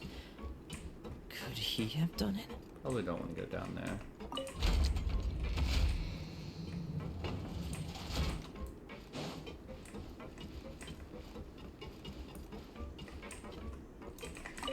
Ah, go spin it. I tried to get on faster. Door of Resurrection activated. Oh, it's gonna have to tell me that every time because I won't be able to get back to the other points to move it if it acts odd. Up. And they rotate it back.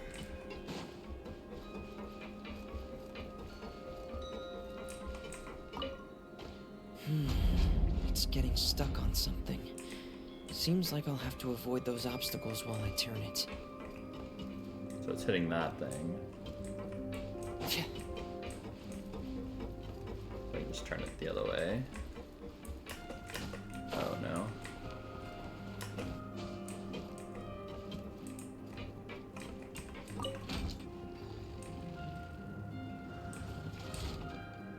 Makes sense. I just do the thing that I was gonna do jokingly earlier. Rotate it first and then raise it up. I knew they would do something like this, but I was just gonna be like, haha, silly. See if they let me do it. I'm trying to get this done fast, which ironically made me make it slower. Gotta make sure I'm not missing any blatantly obvious chests, you know? Run past too many of those.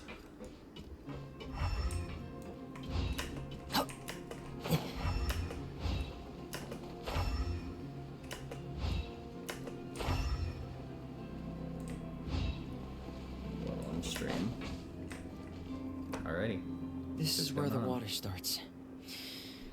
Okay. Master Child probably dived into the water. Dived? Dove?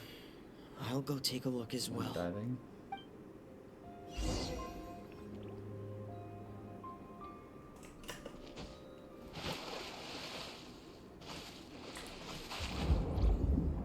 Yeah, what's his passive one here?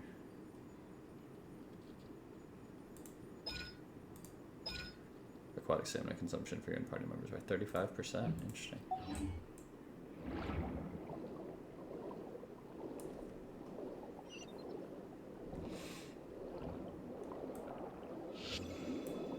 What a cool looking dude. The vegetation here is a bit more sparse. These traces aren't natural. A person must have left them, and recently. I should be going in the right direction. There are traces here too. I need to keep going. Uh-oh. Huh? The traces are gone. But I don't see where he could have gone from here. Wait. What the...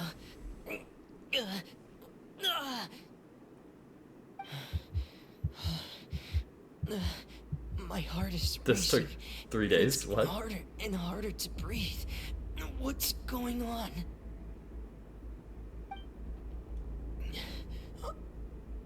no good. I have to get back. They still don't know anything about what's going on. If I turn back right now, I should still be able to make it.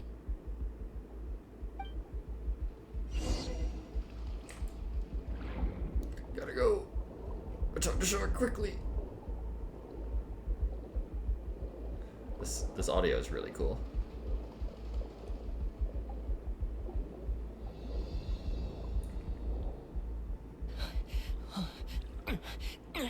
I can't die here.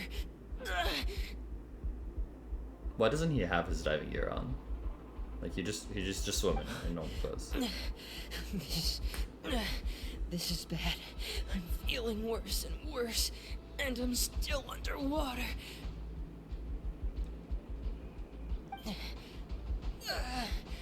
I have to push on.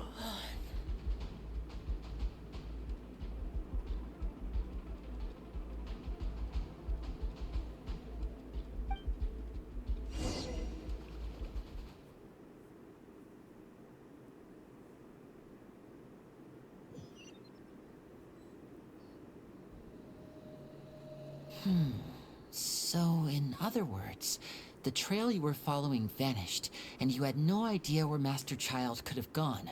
But there was also no obvious place for him to have disappeared to. That's right. I tried my best to swim back, but I had already put some distance between myself and the fortress, and I just couldn't find the strength to keep going. I probably passed out some time after that, and you know the rest. Miss Clarande brought you back, but we also don't know why she just suddenly appeared at the fortress, or why she went out to save you. Miss Clarande, you say? I must go thank her in person. You're still too weak for Monet. You can go after you've had some more rest. Miss Lynette is right.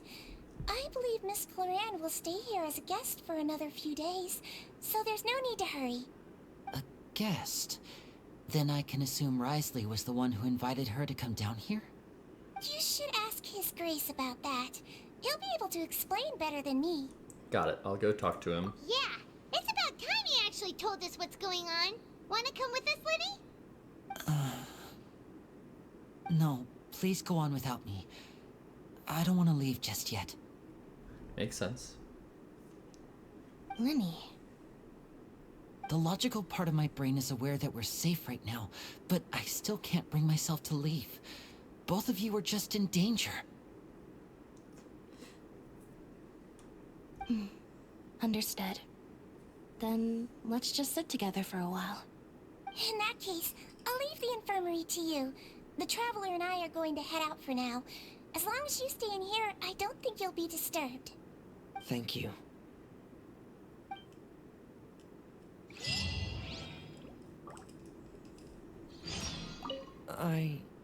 I'm so sorry, Lenny.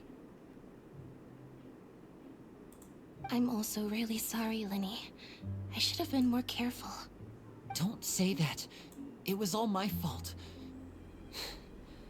I was the one who should have been more careful. You two were nearly... If I was stronger, maybe I would have already found Master Child. No, how can you say that?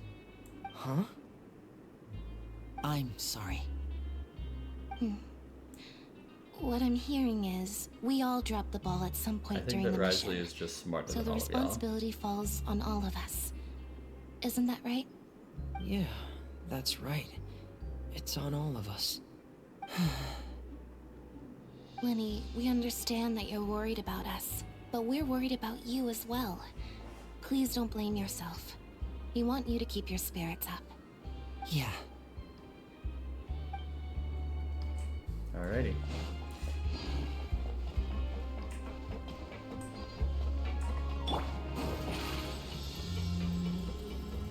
Step on up!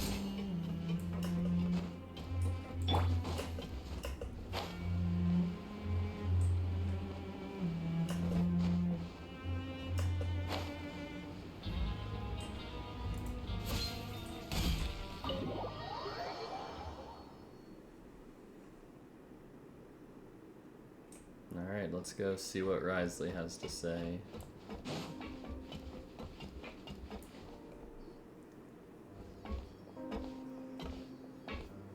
They're still just chatting. Excuse me. I take it Mr. Fremonet's condition has stabilized? Of course. I wouldn't have left the infirmary otherwise. I've been expecting those two, but might I inquire as to the purpose of your visit, Miss Siegewien? I wanted to check up on Miss Cloran. How are you feeling? Mostly fine, I think. Mostly fine. If you don't mind, I'd like to perform another quick physical exam. It'll just take a few minutes. All right. Thank you for looking out for me. I'll take my leave for now, then. Goodbye, Clorand. Well, want to explain yourself, Risley? Of course, but I'm not partial to the word choice of explain. How about enlighten? Please, enlighten us as much as you'd like. Where should I begin? How about you start by asking me any questions you have? You can start with whichever one you'd like to get answered the most. Why is there primordial water outside? Then Paimon will begin. Did you know about Lenny's goals from the very beginning? No. I just knew they were Fatui operatives sent to the fortress by the Knave. As for their specific goals, I only figured those out as you made progress on your investigation. You managed to monitor and stay ahead of them even though you didn't know what they were trying to do? He runs this place. They came here with ulterior motives. I'm quite adept at discerning what that kind of behavior signals. Why didn't you stop them then? Initially, I thought their goal was just to investigate Child's disappearance. As you would expect. Lenny suggested that I had deliberately let him escape, but in truth, I didn't really do anything special to help or hinder him while he was here. Everything he did, from finding helpers to leaving this place, he did on his own. Of course, it's inevitable that the Knave would make a big deal out of her fellow Harbinger's unexplained disappearance. I'm also quite curious about where that Harbinger went, so I figured I might as well let the Fatui do their own investigative work. All I care about is the answer. So you were hoping Lenny's group would just do your work for you? I mean, not quite, but yeah. You make it sound like that's a bad thing. Unfortunately, things didn't go as planned. I assume that Fremonet has told you already, the ratio of primordial seawater around the fortress of Meripede is on the rise.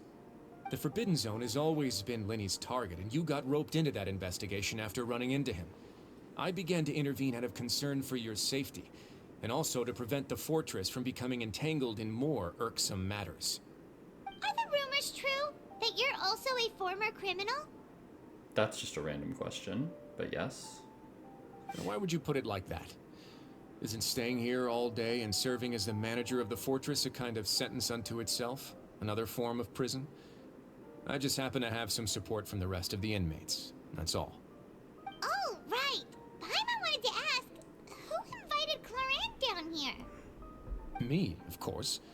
I paid her good mora to come down to the fortress for some field work. As a champion duelist, Miss Cloran could be considered to be an independent party. I needed to find an exceptionally capable person to help me get through the impending crisis. In color. And saving Fremonet was part of that crisis? You can think of it like that, yes. Credit where credit is due, that boy is quite adept at diving. Had conditions not been as hostile as they were, he probably would have found the missing Harbinger already. So the Forbidden Zone does really exist. What is inside of it? That's not something you should be asking after. Neuvillette only asked you to investigate Child's whereabouts. Well, all it's I where need he to is, prove to isn't it? you is that the Forbidden Zone had nothing to do with the Harbinger's disappearance. That should be clear now that you've spoken to Fremonet.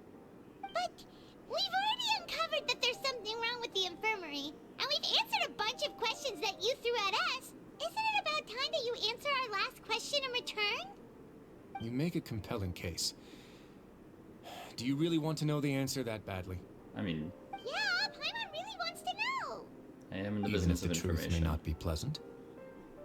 Yes. Why did you say it like that? Follow me. Are we going to the infirmary where they are? I'm gonna sit in your chair. Why do I sit like that? Can Tartaglia sit all the way down? Nope. His legs are just sticking out.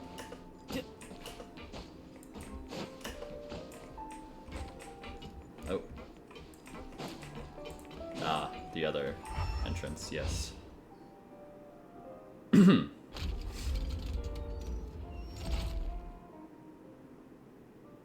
a hidden door here? And a whole basement behind it? Huh. You're pretty good at hiding stuff, Risley. It seems you've forgotten just what kind of place the Fortress of Meripede is.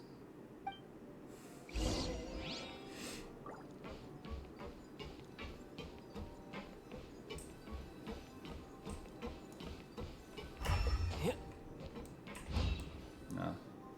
Stand on the central plate. Wait, is there a secret mechanism or... Whoa!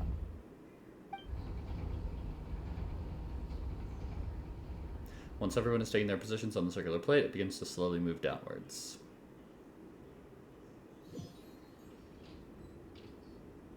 So, this is the Forbidden Zone? Honestly, for a place so well hidden, Paimon sure doesn't see anything special. And that is... What a huge door! There are 3 such isolation gates in total. Generally speaking, I'm the only one who's allowed to go inside.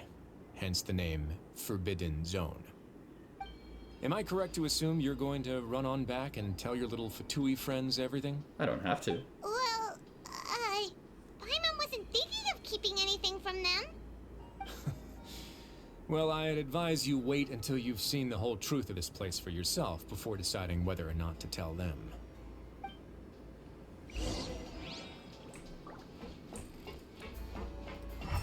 Let's investigate, shall we?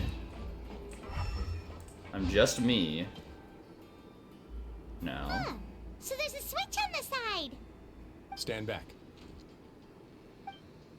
Taking out the rest of my team.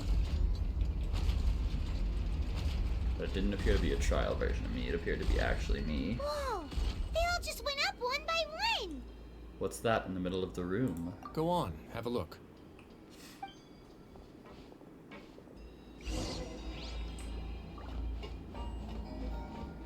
Follow Risley and explore ahead. Secret keepers and finders. Forbidden zones. Secret keepers and forbidden zones.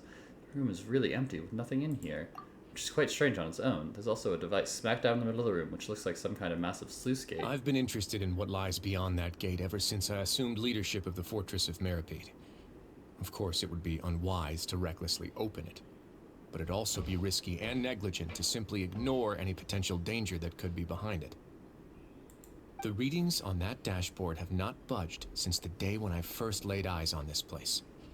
But over the past year, the needle has crept upwards from its original position, likely because some parameter it's been tracking has changed, if only infinitesimally.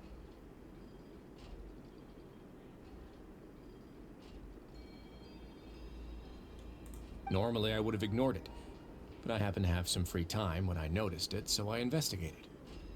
Any guesses what the reading could be tracking? The water pressure? The temperature? Or the primordial water? Very reasonable guesses. I've considered both of those as well. Unfortunately, our dashboard is tracking something less ordinary. No, it's not on auto, silly me. The temperature should vary with weather and climate changes, so for something that rarely shifts, the water pressure is more likely. We ran a few tests to increase the pressure from the outside, but the readings didn't change at all. Later on, a few more possibilities occurred to me, such as a potential connection with the primordial sea. I began to make a few preparations based on that hypothesis. Over the past few days, the needle has moved again. With that, and the symptoms that Fremine displayed after leaving the fortress, I can now confidently conclude that the readings represent the concentration of primordial seawater in the seawater nearby. The concentration of primordial seawater? But we're already under the sea! And that is precisely the problem. We're at the bottom of the sea, and now we're surrounded by toxic seawater. Somehow, primordial seawater got mixed in, and the concentration is steadily rising. So primordial seawater is continually leaking into the sea? Yes, that's very likely. But forget about the two of us. Not even Novelette knows where the primordial sea could be, much less where we could find and plug a leak. Oh. Oh! Seems like you've figured it out. I believe the primordial sea lies directly beneath this sluice gate. For some reason, the primordial seawater levels have risen significantly, and it's now very close to us. The indicators are now red. Although the gate still stands, some primordial seawater has already leaked out and mixed into the sea around us. If this continues, soon it will no longer be able to hold back the primordial sea at all. And if the primordial sea is leaking through, if this gate falls, all of Fontaine will fall with it. So this is the express goal of the House of the Hearth, is to stop this. So now we are definitely sharing this information with Linny and Lynette, right? Even if I don't necessarily want to, you know? That's the words that I was looking for. Yeah, you know what the legends say. If this place falls, then everyone in Fontaine will be turned into puddles in the span of a night. But that's just too weird! Why would the Fortress of Meripede be built right above a sluice gate for the Primordial Sea? Who built this place anyway? Your expression tells me you think this might be part of a vast, complicated conspiracy. To be honest, you might find the actual answer may be exceedingly boring. It's just that the secret of the Forbidden Zone had been long forgotten by the nation before I rediscovered it with my research. There's no single founder of the Fortress of Meripede in any traditional sense. What we know about its history has been left to us by the people who used to live here. When the previous Hydro Archon, Egeria, ruled the land, all convicted criminals from Fontaine were exiled.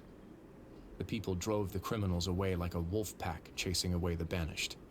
The criminals received no sympathy of any kind from the people.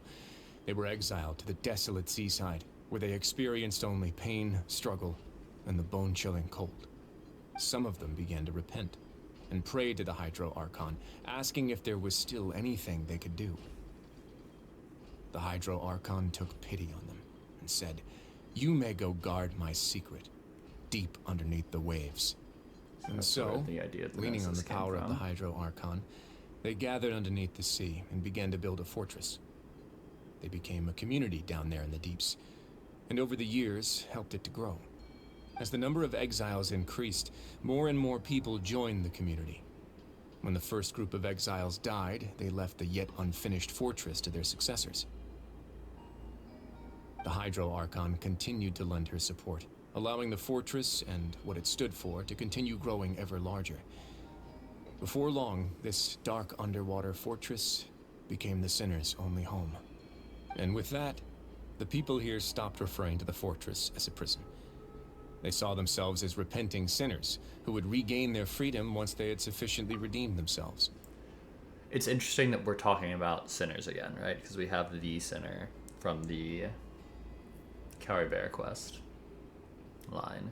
So is the Abyss something akin to the Fortress of Meripede? Is that the analogy that they're trying to draw us to here? Or are they just using that word and it's completely unrelated? But as time went on, people also realized that the fortress was a lonely place. Once they had gotten used to life here, they could no longer feel comfortable living in the overworld. Once they had finished serving their sentences, some people left and some others chose to stay. They'd find some idle position and let their withered souls fade away with the ancient secrets of the past. After many, many centuries, few people still remember the reason for the fortress's founding. Now they just see it as an integral pillar of Fontainian society, as the place where criminals deserve to be sent. Now and again, researchers manage to break one law or another and live out their days in the fortress. I learned all this from an elderly historian. Everyone else just thought he'd made it all up. But now you know every part of that history is true. Well, we know more. Indeed. We don't necessarily know that that is all It's true. just as the prophecy says. If this gate fails, then everyone will be dissolved into the sea. Do you believe in prophecies? To be frank, not really. But sadly, that hasn't stopped this prophecy from proving all too accurate. Prophecies are troublesome things. Just hearing one will create the first wave of panic. Seeing signs of it will bring about the second, and actually witnessing it in real time, the third.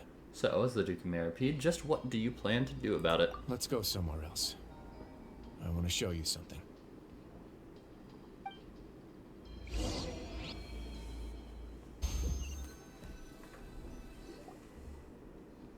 This is it. Your Grace, perfect timing. The results from our last round of experiments have... Wait, Jurier, he's not alone. Huh? Lorvine and Jurier? No need to panic, you two. I've already told them about our plan. What? After you warned us not to tell a single soul about any of this? He's the boss. I'm He can do what skeptical he as well. wants. Are you sure they are trustworthy? Are you sure they are The trustworthy? results speak for themselves, don't they? These two may already know more than you could ever imagine. Got him. All right then, if your Grace insists. They seem harmless enough, so I'll trust them for now. What a weird How about some comment. reintroductions? This is Jurier, one of the highest-ranked researchers from the Fontaine Research Institute. He used to work under Edwin. I trust that you've heard of Edwin? Edwin. Yeah, we have, or Ed Who. I'll say Ed Who. He's the one who blew the whole institute Okay, that's sky what I assumed, high. but I wanted to Everyone make sure. knew he was a bit crooked in the head, but you're not local, so I guess it's possible for you not to have heard of him. Edwin's main areas of research were archaeum and gravimeters. Right. As his assistant, Jurier is quite familiar with them as well. I hired him to be my technical consultant. You want to blow up the fortress of Maripede? Yes, Paimon. What a lovely idea. I'm already imagining it in my head. Gotta admit, I'm tempted as well. Guys, focus! Focus! That taskmaster over there is Miss Lorvine, and is also one of my technical consultants. While Jurier used to be Edwin's assistant, she used to be Jurier's assistant. Ooh, are they together? Was that really necessary, Paimon? See, everyone keeps asking this question. Are you too sure you're not a couple and just using your work as a convenient cover? I love Risley. Your Grace, I am not in a relationship with this man. This is what it is If to be a I woman dated in her, STEM. I'd officially be madder than Edwin. Oof. Jeez, forget I said anything then. Follow me. That's gotta sting. Whoa, there's another door that goes right up. Your constant amazement makes it seem like the fortress can do anything. Oh, this is making me want to pull her Risley. But Paimon really thinks everything's super cool. His boots are enough to want me to do that. For me to want to do that, that's how words work. Is this just a normal room? Well, let's spice it up a bit. And this dragon And thing. here you go. A view of the fortress. Oh no. This is... What a huge ship? This is also a production zone that Paimon's never seen before. What's going on? How much do you know about Fontainian history? Some. Not much at all. I want more. Well, then maybe you haven't heard the story of ancient Lemuria. To give you a quick rundown, Fontaine used to be ruled by the Lemurian dynasty. According to legend, the Lemurian king Remus came to this land after being inspired by divine revelation and found the seer Sibila, who had taken on the form of a golden bee. Taking the golden bee with him and riding on a huge ship, the Fortuna, he created his nation above the surging waves. He called his nation Lemuria, and used the Fortuna to incessantly search for new tribes and islands, calling on them to join his empire. Calling on There's a them. ship in this story too? Where there's water, there'll be ships. People believe that hope can always be found at the end of a voyage. Do you believe that too? To a point, I think. As you've already seen, I have a whole factory's worth of labor, materials, and technology at my disposal. Certainly can't hurt to give it a try. So the moment I began to speculate that the primordial sea might lie underneath the gate, I also began this project. Were you inspired by the legendary Fortuna? Something like that. Maybe. Fontainians need something to hold on to cope with the impending disaster. So this is a plan for the ages. Can't you share your plan with everyone? Were the workers to find out the truth behind this ship, riots would destroy the fortress faster than any catastrophe. As the fortress's administrator, I'd never make such a reckless call. All right, that's enough talking for now. I'll need another 3 cups of tea to soothe my throat. Do you have any other questions? Risley Seems talks like for you're 10 good. minutes. I Come need on, 3 I'll cups take you of back. tea.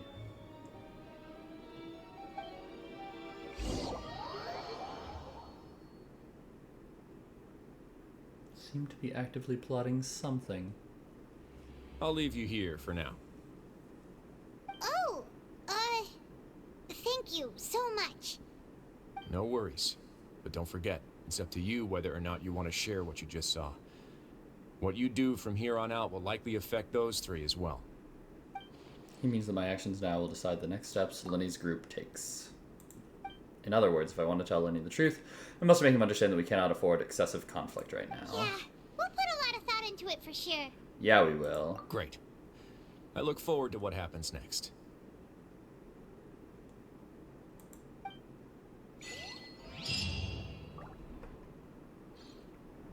Still going. I got an achievement there. La Deluge. The Deluge. The secret of blue water. Return to the infirmary. Oh, I'm just already here. Nice. Very convenient. Over here. We're back. Tartaglia is still gone. Welcome back. Do you want a cup of tea? I assume we just had You'd one. be so much like Risley, always drinking tea. Huh. Actually, now that you mention it, I just remembered something now. While I was sedated, I could still barely hear 2 people talking next to me. They were discussing everything, from the leaves to the water and even the teacups themselves. Must have been Risley and Sejuin. Or were they 2 Yeah, male voices? I heard 1 male voice and 1 female, so it should have been the 2 of them. They really were just talking about brewing tea. I really can't make sense of this place. So, Traveler, Paimon, were you able to learn anything from Risley? Yeah, he explained everything. Oh, we're just Very immediately well. telling them. Then, would you mind checking your answers against my speculations? Lenny sounds a lot more like his old self. Feeling better now, Lenny? Yeah, I took the time to rest, so I'm feeling a lot more relaxed now. Nobody else is around, and Miss Sejuin is also busy with something or other. So let's just talk here. All right, then I'll posit my theories. I asked myself 3 questions. Just 3. Firstly, why was Fremine affected by the primordial seawater? It was because he dove into the sea. My theory is, the If there's a long-lost lock, then there primordial must be a sea is key. probably very close to the fortress of Mirapede. That does make sense. Ooh, he's good. He got that right on the first try. To be fair, he had all of the That's our information. Lenny. Secondly, Risley's attitude changed dramatically during the course of our stay here. He ignored us completely at first, then suddenly roadblocked us.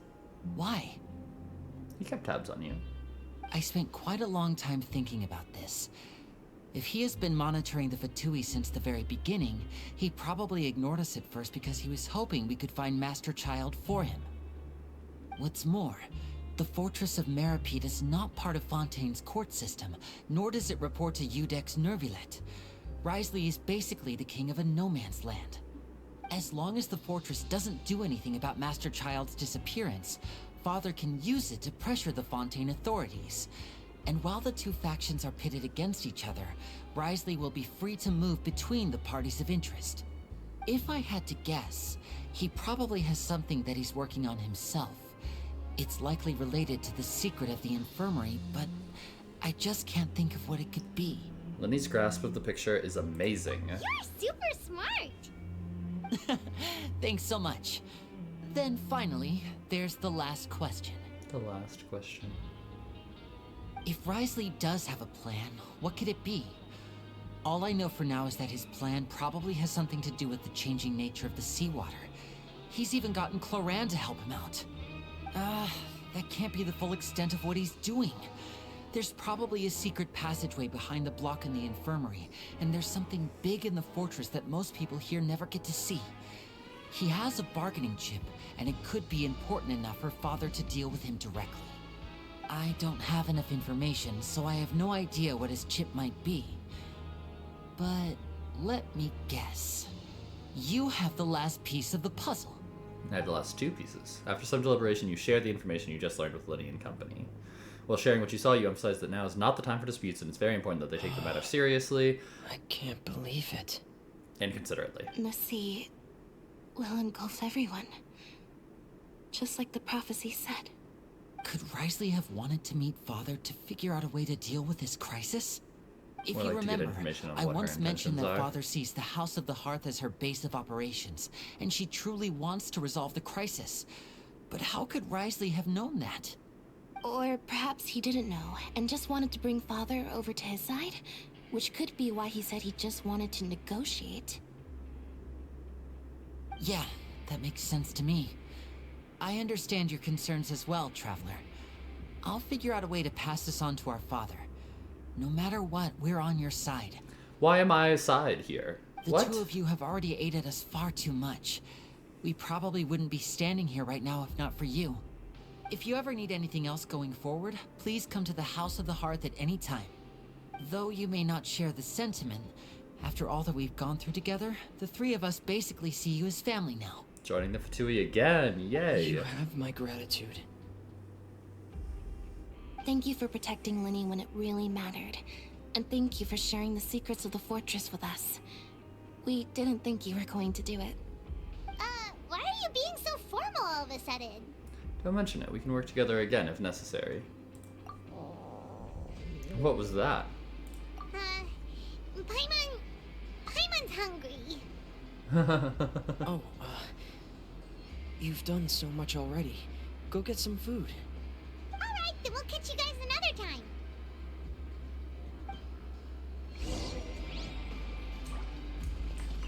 Interesting.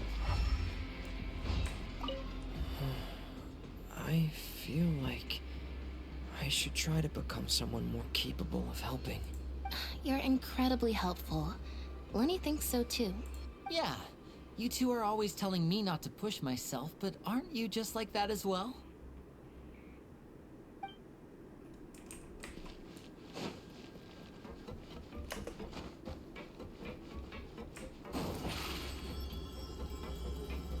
Surprise!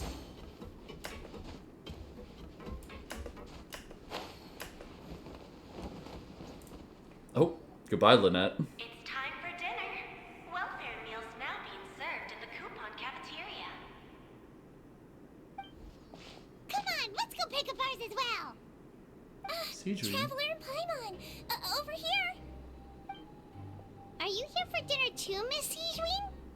Mm-hmm. And I'm taking the opportunity to prepare Miss Cloran's dinner as well. Ah, nice. You get to talk to Clarence. You're right. She's actually sitting in the fortress cafeteria.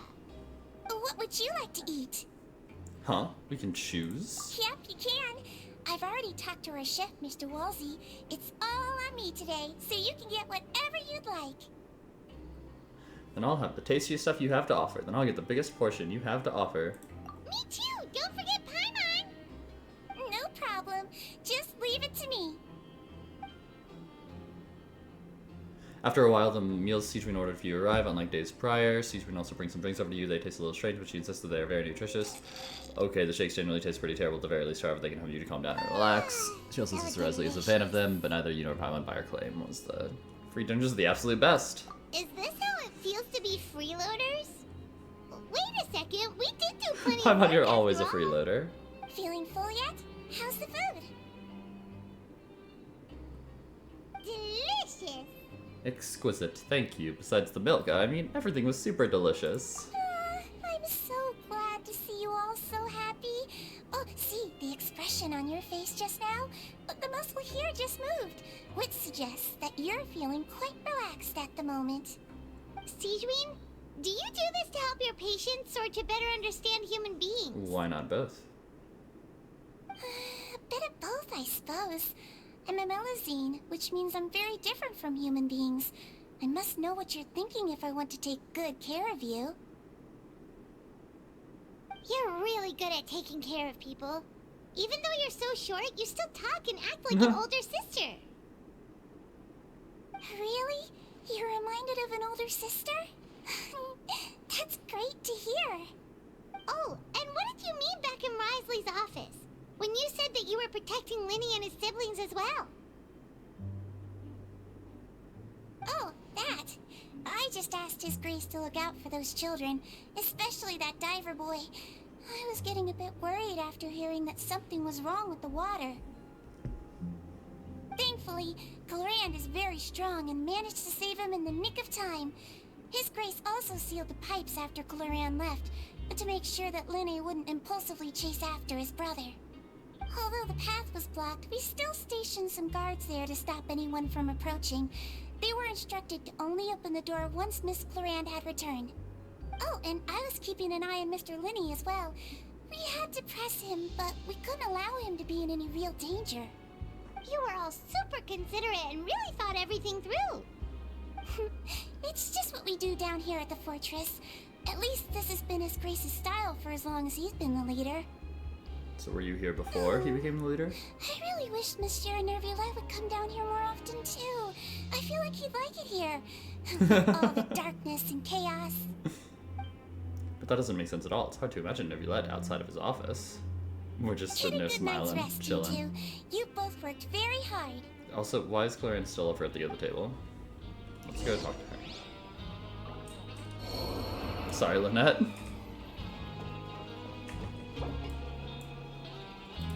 Here, have some Conde cuisine. Clorand! Ah, it's you two. How's dinner? It's all right. Miss Sijwin really put in a lot of effort.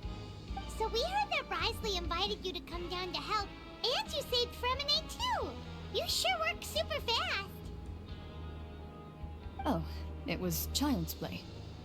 Still, Paimon didn't know even champion duelists could take on side jobs. Oh, and why aren't you eating with Sijwin and the Duke? Won't you get bored eating by yourself? Miss Sijwin was with you, and the Duke has business of his own. Actually, didn't Navia say that you went out for dinner with her as well? Yeah. First time in a long time. First time in a long time? So you mean you've gone out to dinner with her in the past? In the past, yes. You seem to be enjoying yourselves here. This is technically a work trip for us too. It's all thanks to Nervulette. Things will be getting messy at the fortress soon. Don't run around unnecessarily. Things are always messy.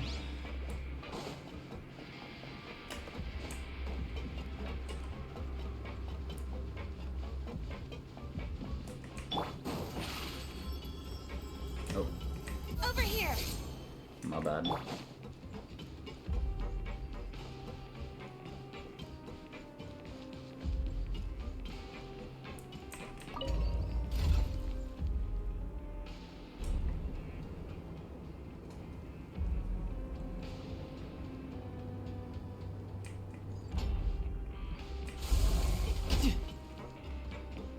Turn the dormitories to rest. Those are the bubbles from my little octave baby thing. Step on up!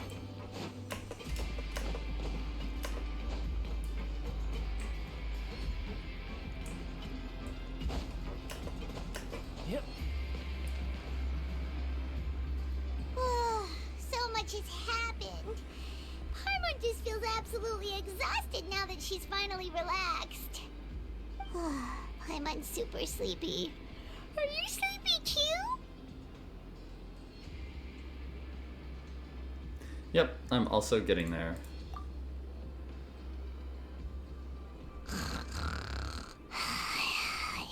Nope. Immediately out. Also, why are we sleeping in the same bed? There are two beds.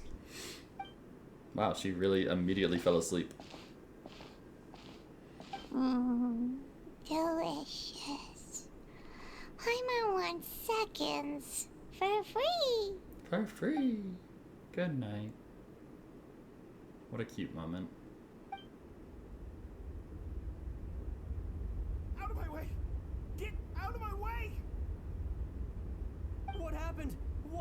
everyone running? No idea, but something must have happened. Stop asking. Stop asking. Who's yelling? Paimon still wants to sleep. What's that sound? Paimon, wake up. We need to get out of here. We need to go out and see what's going on. No time to lose. No time to lose.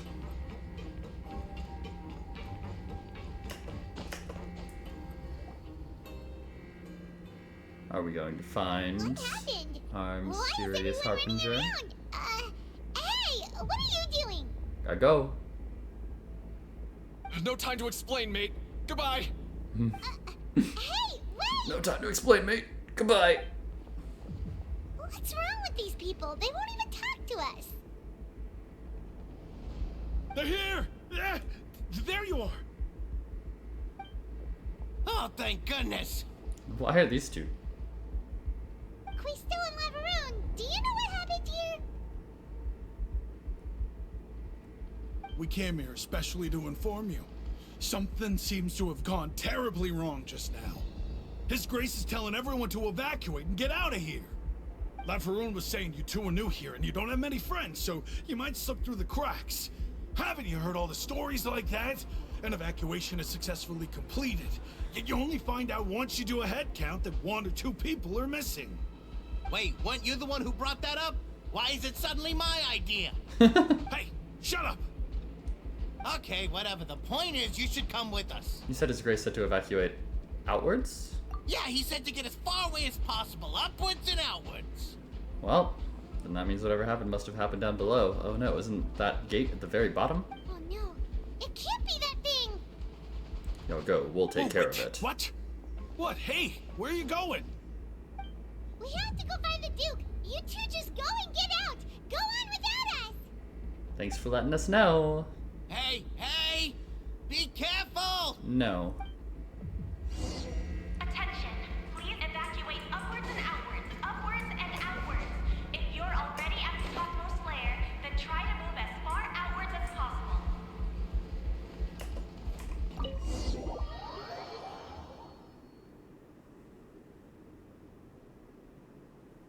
It's already 7 o'clock? Goodness. That's bedtime.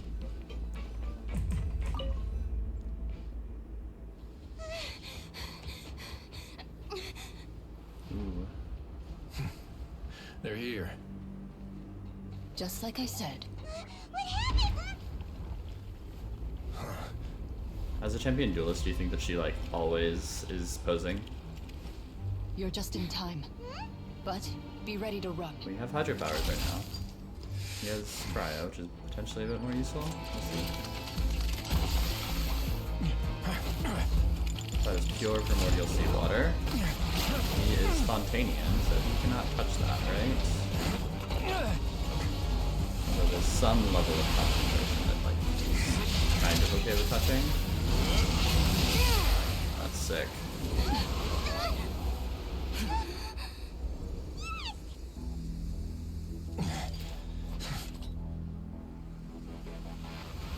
Unfortunately, pressure is too high.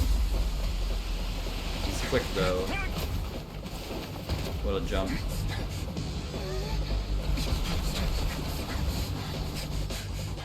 Three, 2, 1.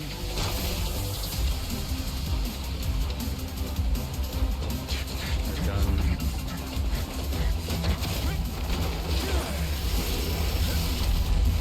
Close. Yes, just make it more brittle. That is intelligent. This won't hold it for long. Find Neuvillette. Tell him the defenses are about to collapse. Then what will happen to you? Until he arrives, we're the last line of defense.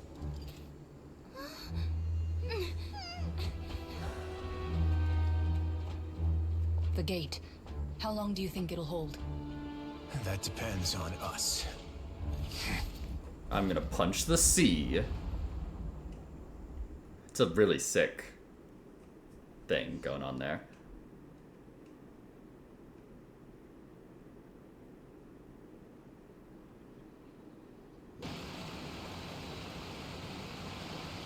What? Why are you here? Traveler, I need you to head to the Opera House immediately. Farina will soon be meeting with the knave there. You must protect Farina, and make sure she doesn't spend too much time alone with her. Okay, you can explain everything else to me later. Will do. You have my sincerest gratitude. But also, like, go down there. Get down there. Go. Go, Neuvillette. Surprise!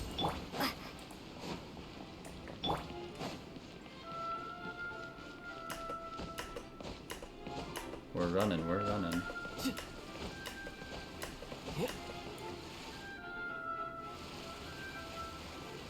Oh. Look! There are a ton of Fatui Palais Mermonia people over there. The knave is probably where we're probably supposed here to go. already. We need to hurry! Are you two the traveler in Paimon? Monsieur Neuvillette has left instructions. Please follow me. Though I'm sure he's already explained, this should be a mostly cordial conversation, unlikely to give rise to violence. But it would be most appreciated if you could protect Lady Farina to the best of your abilities. I will certainly do my best.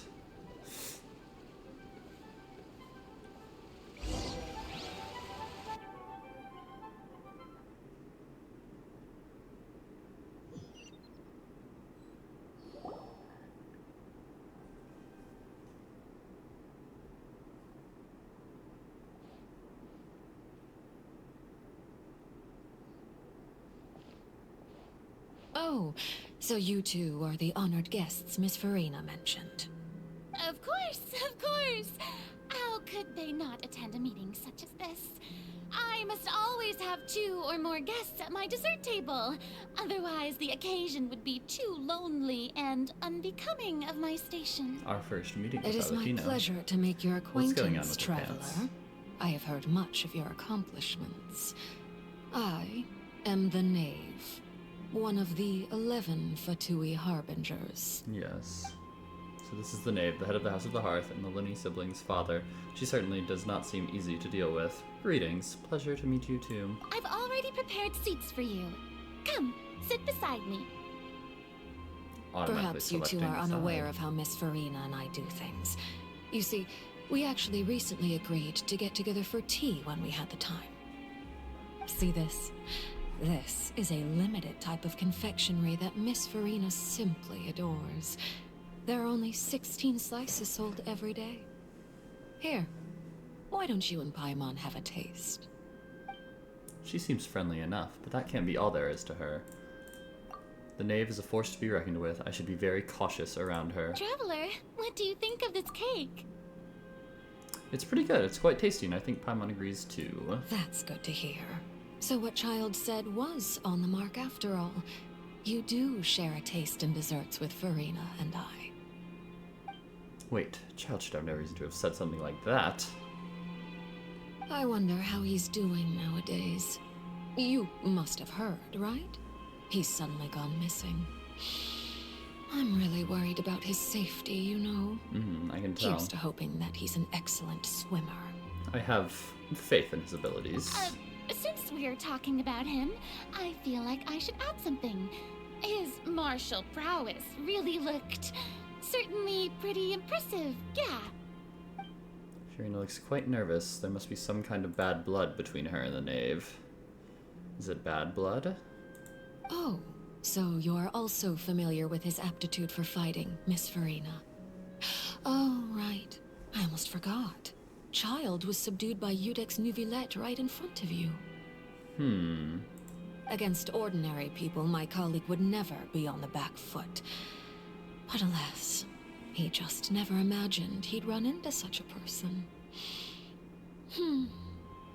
I must express my admiration for Monsieur Neuvillette. I managed to find a few leads on his whereabouts to bring us back to the topic at hand. Coming from you, that's not surprising at all.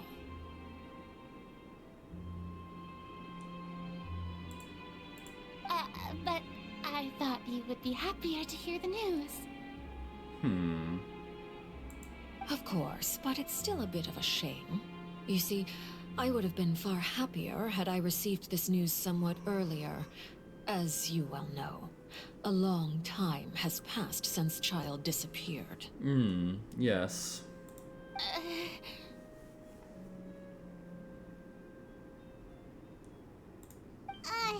Well, in any case, there's no need to worry. We know for sure that Child is still alive. Do we? Oh. And just how do you know that? Because we found evidence that proved he left the Fortress of Mirapede. And where did he go after leaving the fortress? Well... That's where it gets a bit murky. Oh no, Paimon's statement just left us wide open. As per usual. The Fortress of Mirapede lies deep beneath the waves. Unless he pranced right out of the main gate, he must have had to swim for it. Do you have any proof that he surfaced safely? We certainly do not. But there was also no evidence that he's been injured or killed. Ah, that is good news at least. His sister Tonya sent a letter to Fontaine not too long ago. Since he was unfortunately unavailable, I picked it up on his behalf. Do you have any idea how he usually writes back to his family? Dear Tonya, your letter made me feel like we were still enjoying our time in Snezhnaya together. I'm currently admiring the scenery on the streets in front of the Opera House. Is it something like that? That is certainly how he likes to talk. She's turning up the pressure. I'm not sure if I'll be able to convince her, but I can at least try to distract her from Purina. That does sound good to me, yes. All letters tend to follow the same few formats anyway, right? As long as the contents are accurate, it doesn't matter so much how it's written or how it's worded. Don't like that, Fiorina.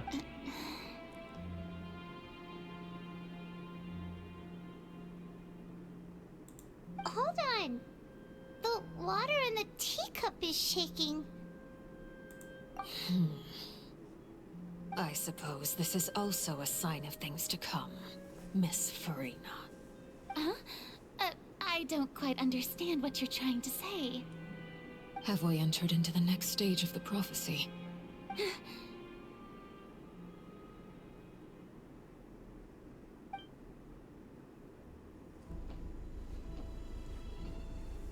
Casually, just walking. My thanks to you both. I will take it from here.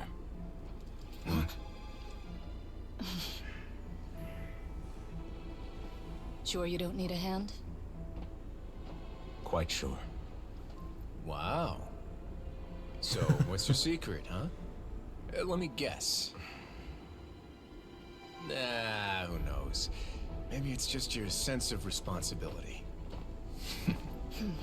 Sounds about right.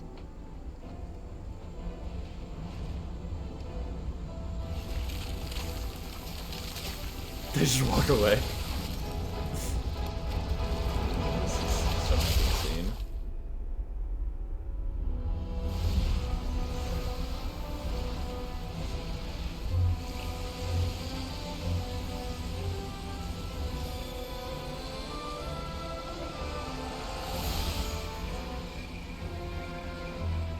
A day may come when the prophecy is fulfilled and the waters burst forth. But it is not this day. This ancient power could easily obliterate an entire race. A tsunami of fury would unleash endless catastrophe.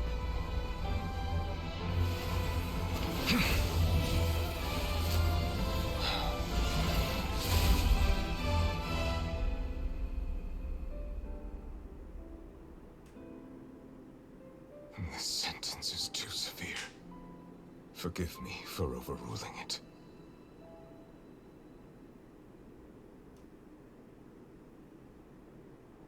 A lot just happened. Wow. Okay, so Old Hydro Archon sentence, right? All right. Seems like the problem inside has been suppressed. Let me guess. We're safe for now. And he had something in his hand that he was able to do that with. Gotta figure out what that is. Might have information now that he is actually released as a character, as to what exactly that is. but something. And then the Primordial Sea is now being held down by magic related to his power specifically, or to this rock's power specifically. So should he lose the rock, does it go away? Should he die, does it go away? Should the rock break, does it go away? What is required for the seal to be broken in this instance? And will it happen in the upcoming Archon quests? That's what we're looking forward to. Alright, I will continue letting it play. Indeed. But only for now. I win this bet. You owe me a present. Very well. It was indeed just as you said. You made a bet? We made a bet on the size of your entourage. Cloran thought you wouldn't come down by yourself. I figured you would have at least brought a few people along for appearance's sake. It appears I underestimated just how confidential the mission was. Shouldn't you have gotten used to confidential missions by now? That's just how the courts operate. So what gift must the loser give? Tea? He already has tons of tea in his office. I'm thinking about a set of legal codices. That wouldn't happen to be a dig at my lack of legal awareness, would it? Well, I'm sure His Grace doesn't consider the fortress to be outside the law. I was under the impression the residents of a place like this would be uninterested in the legal codices. That was obviously a joke. Anyway, you've still got some unfinished business to attend to in the overworld, correct? You could say that. No need to stay here if you have a pressing matter. We all know you can't leave Palais Mermonia for long. Thank you.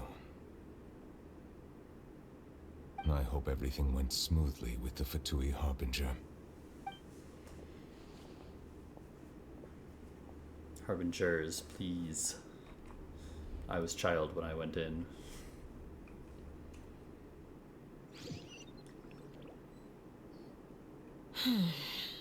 I must say, we've spent long enough playing house. Miss Farina, as the Hydro Archon, I am sure you understand the exact meaning of the phenomenon we just witnessed. Or should I say, that's what I originally thought. But looking at your expression, was I wrong? And you haven't She's very good at playing up the drama. What are you trying to say? The question is At she this this point, good? I don't think there's any more need to speak as diplomatic representatives. Oh. Allow me to speak to you now as just a Fontainian. You know the prophecy by heart, and also that every part of it is being proven true. Yet, here you are, relaxing, drinking tea, and eating desserts as if it's all nothing more than a few stray bugs in your garden. Do you really think that's acceptable? The prophecy's hanging above our necks like a guillotine. Every faction is looking for a way to either avert the disaster or save their own. Even the orphans of the House of the Hearth have devoted everything to saving their homeland. Why are their legs like that? Flared out. Everybody's legs. Anyway. But you? It beggars belief just how nonchalant and carefree you have been. From the very beginning, you, the god Focalor, She deserves her pirate vision. You have utterly failed to take action. You're wrong. I've never ignored the prophecy, nor have I just been passing the time in self-indulgence. Retract your accusation and stop doubting the wisdom of the gods with such absurd conjectures. I am not alone in my doubts, you know.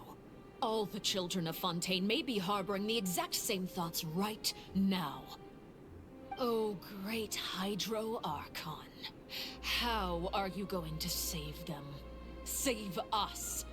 How are the people you've sworn to protect supposed to survive in a land that will soon disappear beneath the waves? I have my ways, and I've been working on them for all this time. Even if you look down upon me, you have no right to judge me. Fontaine will be saved. Even if I still cannot see the true future right now, as long as I continue on as I am, I will be able to hold my head up high. Furina's not acting like her usual self. She's actually seriously refuting the knave's accusations. She Then means I what she ask you, Miss says. Farina, just what have you been working on? Where can we see it, and what She's is not it putting doing on to a help? front. Sorry, I had to finish reading what I just saw. Just what have you been working on? Where can we see it? And what is it doing to help? Ooh, back to... So was that all a lie, or can she really not tell us? She was so full of conviction and confidence now, but now she's deflated like a popped balloon. My machinations are just like the prophecy itself. They will only reveal themselves at the fated time. It is just that beings like yourselves are unable to perceive them as of yet. I see. As a god, the proof of your labor always lies beyond prying mortal eyes. Her eyes are so interesting. Allow me to be so bold as to ask another way. Would it be possible for you to tell us the parts of your plan that are not confidential? Such as your emergency response plan for the impending disaster? Again. An emergency response plan? No trigger RP. Oh, that look in your eyes. Have you not even prepared one of those? The emergency response plan is Neuvillette. The emergency response plan is also strictly confidential. Then allow me to jog your memory. Miss Farina, what is the purpose of your Oratrice Mécanique d'Annelise Cardinal? And what do you plan to do with the massive amounts of indemnitium that has accumulated over the years? The Oratrice? It's just like it appears to be. Interesting, covering up one side of her face. So you also have no idea. If I'm not mistaken, someone's using it to prepare for something. But unfortunately, it would seem that someone is not you, Miss Farina. I first caught wind of this when Linny tried to investigate the Oratrice in the Opera House. You see, even just getting close to the core contaminated him with an extremely large amount of indemnitium. But even if that had nothing to do with you, then what could you possibly be working on, oh great Hydro Archon? Oh, right. I almost forgot. Udex Neuvillette is not at the tea party with us today. Miss Farina, I suppose you must have ordered him away to take care of some troublesome business. Not troublesome business. Yeah, yes, that's exactly right. Please keep it a secret for me. Of course I will. Although, I must say, Miss Farina, you seem quite insecure without the Udex by your side. Oh, very well. Let's stop that conversation here. There are still a few slices of cake left, so please, help yourselves, everyone.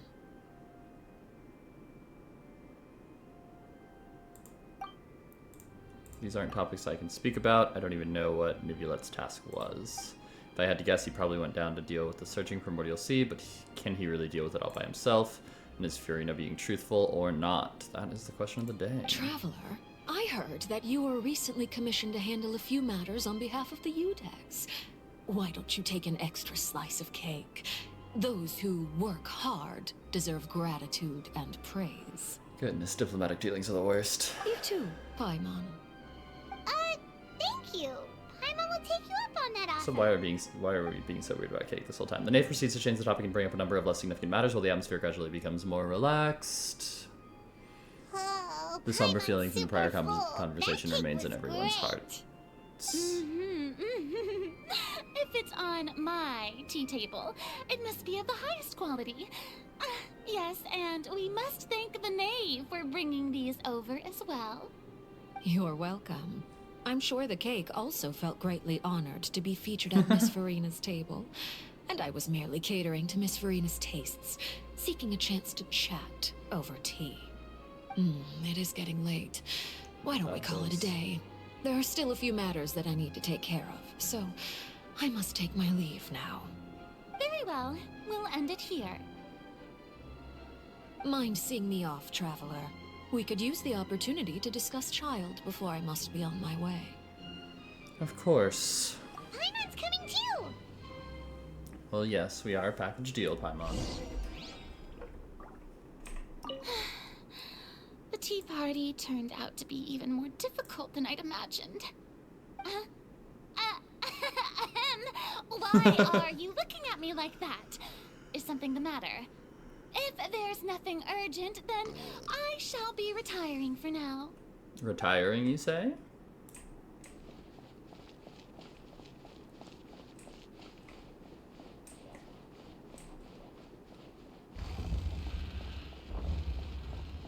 I'm just me again. The Oratrice Mécanique d'Analysis Cardinal is on display.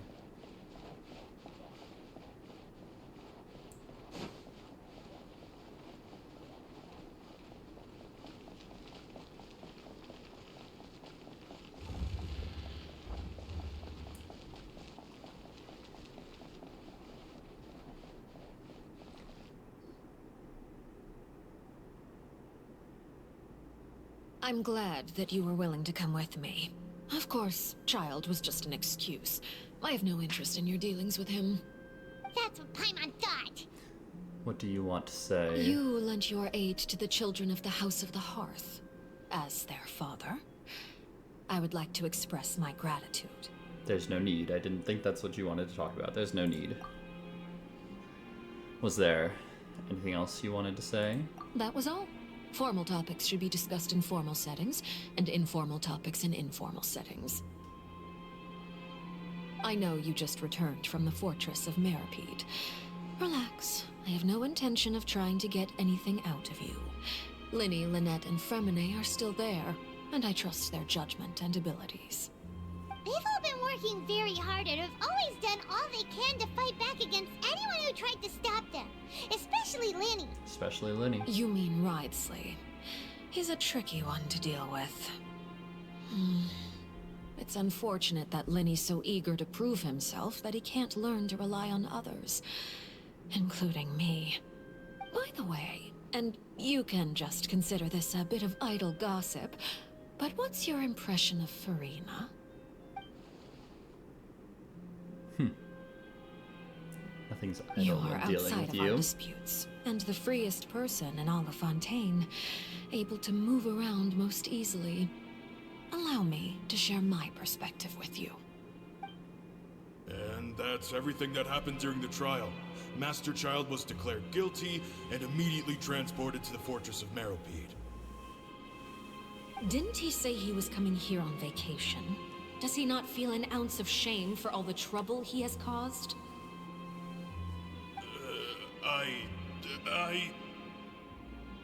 Forget it. He did give us an opportunity. I will be meeting someone shortly. Do you require help with any preparations? No need. I will take care of it myself. I need to meet with Furina, the Hydro Archon. She is at the heart of Fontaine. But what's fascinating about her is that she often seems more like a celebrity than a working Archon. Oh? Come over here, you little critter, you! Huh. Hanging out with the cat. And what is that outfit? You dare to run from me? Stop right this instant! My goal is just to discover the location of the Gnosis.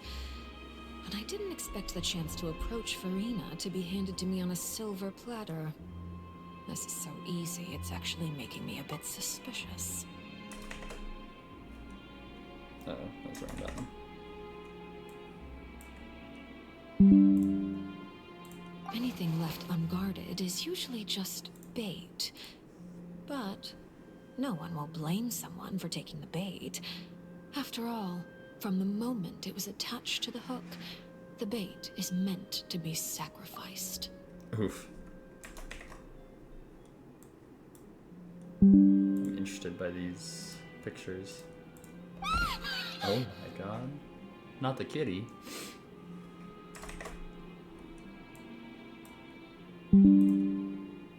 It's just as I guessed in the second before I struck.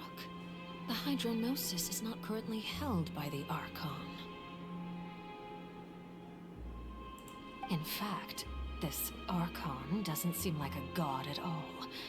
And I sense that she's under some kind of curse. So the pair is a curse. Interesting. Who are you? And what are you trying to do? Please don't kill me. I'm begging you, please. The fear in her pupils is genuine. So perhaps she's not bait after all. Either way, targeting her has lost all meaning. I left the scene with ease. Nobody came looking for me, and nobody could serve as a witness to my near assassination of Focalor. I suspect even Farina dares not mention this incident to anyone. Not long after, my informants confirmed what I had guessed. After returning to her quarters, Farina quietly cried alone. She was so scared that she could not sleep that night, nor could she even bring herself to eat her cake. There's no doubt that there's something wrong with her. I began to entertain the possibility that she is not the true Hydro Archon. Perhaps Iudex Neuvillette is actually the genuine article. We really had to get that dig at everybody who was just saying, oh, it was,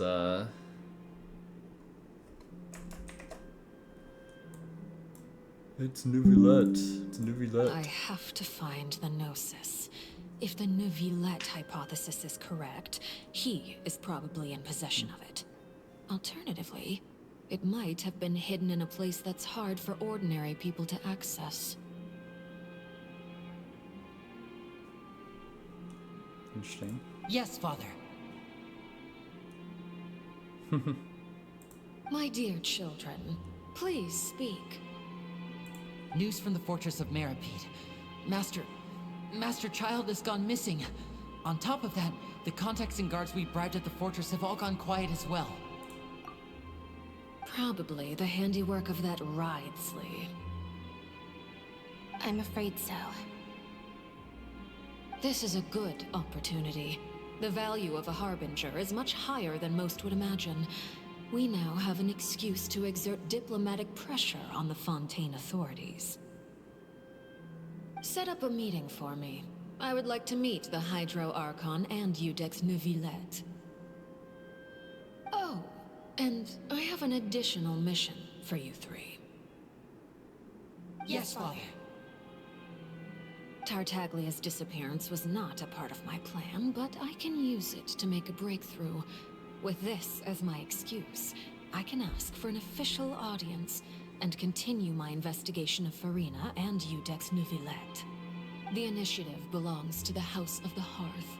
My wish to investigate the fortress of Meripede will be a front.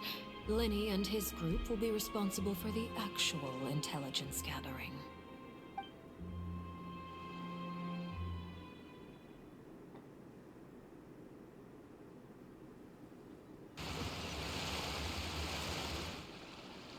You should know the rest.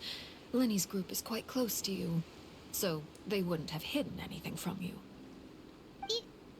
You attacked the Hydro Archon? It wouldn't mean anything, even if you shouted it from the rooftops. After all, even Farina herself is still pretending that nothing of that sort ever happened. Alright then. I've now had 2 chances to enjoy tea with Farina. I have to say, the leadership of Fontaine is even more inscrutable than I had imagined. I once surmised that Iudex Neuvillette must be the Hydro Archon, but now, that doesn't seem right to me either. How did you come to that conclusion? I am a servant of Her Majesty the Tsaritsa. Over my years of service, I've learned how a real Archon conducts and carries themselves. Whether Iudex Neuvillette or Farina, neither fits the bill. It's hard to imagine either of them as the Archon. Of course, That is all just how I feel. Gut feelings often do not require justification. It is, however, quite amusing to me that after all my years working in intelligence gathering, I've come to realize I am at a complete loss regarding the identity of the god of the land of my birth. Don't you think Fontaine is quite intriguing? A catastrophe looms, yet many secrets have yet to rise to the surface. It looks like Fontainians will have no choice but to save themselves. Ultimately, though, one must survive in order to do anything else. Should the need arise, I would be happy to cooperate with you. You don't need to commit to anything right now, of course. I have a feeling that the situation will continue to evolve, and as your name is often connected with noble deeds, I'm sure we will work together someday. Neuvillette? He certainly returned quickly. You must want to catch up with each other, so I'll leave you to him.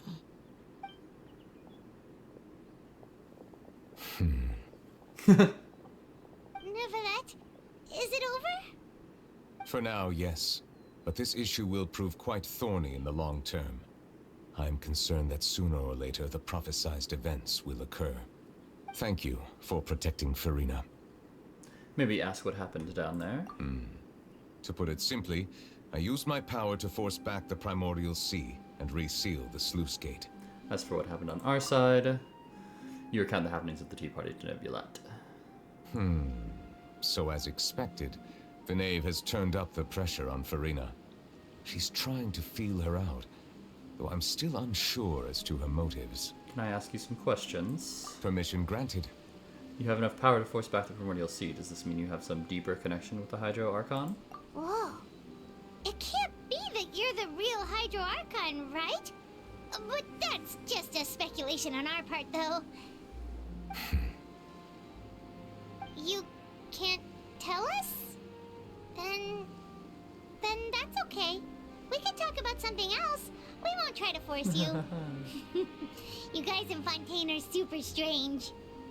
If by the phrase, you guys, you are referring to Farina and I, then although I'm not sure just what you are trying to imply, I must clarify that I do not share her positions on a multitude of topics. What did you sense in the fortress of Maripede? Did you manage to protect those that needed to be defended? I believe so. The fortress has a long and complex history.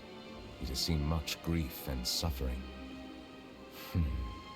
And now, another catastrophe will soon be upon us. I mourn this turn of events. Huh? Why is it raining all of a sudden? Clear sky suddenly filled with dark clouds. The rain became heavier, light rain soon growing to a downpour. Just moments before, Neuvillette had just mentioned his sense of grief. Thinking back to that legend, what Fremine said, it said that a dragon of water once resided in Fontaine. Every time it weeps, the skies will cloud up and pour out rain. Wait, Neuvillette, you can't be. You may be closer to the truth than you think. So a version of the Hydro Dragon. Oh? And what are you thinking? He's the dragon sovereign of water. The dragon of... what? Huh? Please do not be so surprised. Farina?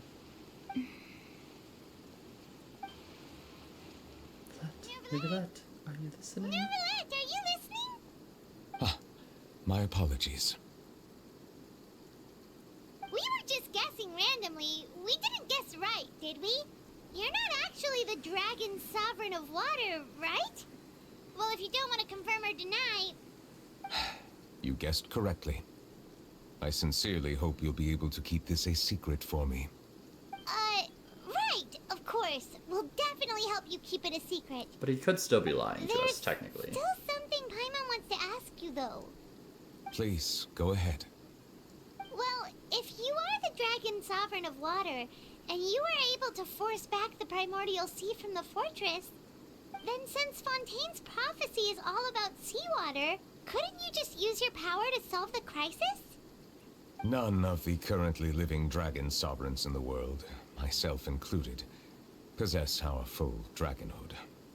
They say that when the first usurper arrived on Tivat, they seized a part of the dragon's power. Today, Usurper? that stolen power is the basis of the Archon's authorities. There are 7 elemental archons and 7 matching dragon sovereigns. The dragon sovereign of water who lived through that era perished a long time ago. As their successor, I know far less of that part of our ancient history. In any case, I believe I will not be able to do much unless the Archon disappears and returns their elemental authority to me. Given the status quo, however, I would recommend finding another way to deal with the prophecy. Oh, so even you can't solve it. I still have some urgent matters to attend to at my office. If you have any more questions regarding ancient history, you are welcome to discuss them with me at a later time. Please go right ahead. There's a place that Paimon wants to go too. Traveler, why don't we pay another visit to the Fortress of Meripede? Paimon is a little worried. Sure. See you later, Neuvillette. Take care. Out of the Aeons. Let me go claim my daily commission rewards while I'm out.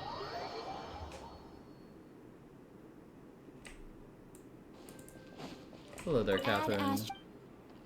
Why does Catherine look so stressed out? Thank you for completing. I don't know, she just gives me primos, and that's what I care about. Not very kind of me.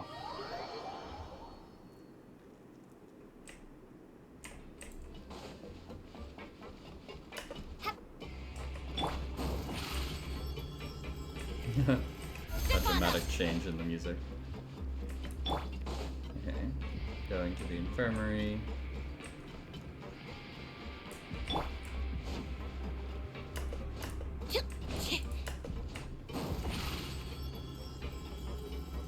Surprise!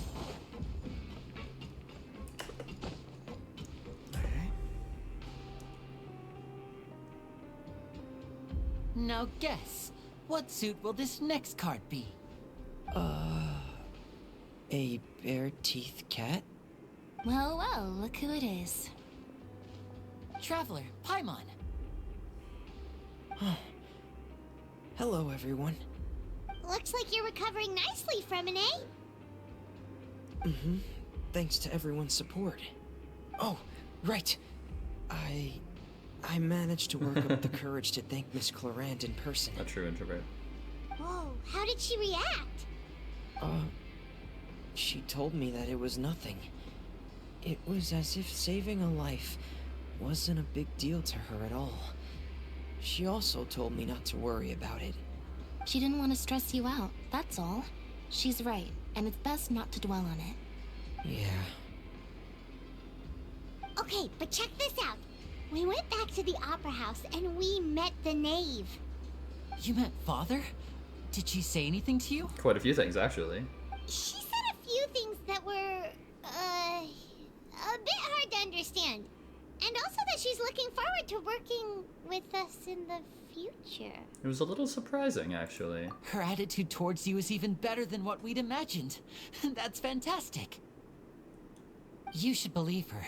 She has her own way of doing things, and she'll do everything in her power to help those she considers close, which now might also include you. So, Father is very capable, and also trustworthy. Oh, Paimon just remembered Keep that she that in thought mind. Linny was a bit too proud as well. She said that you should learn how to rely on others sometimes. Got it. That does sound like something that Father would say. Hey! Hey. Are you going to stay here for the next few days? Looks like it, yeah. Excellent. I will host a tea party. For real? Then Paimon wants another serving of cake. Another implies that you were already served some delicious cake while you were up there. How lovely. Well, next time, you're going to have tea and snacks with us.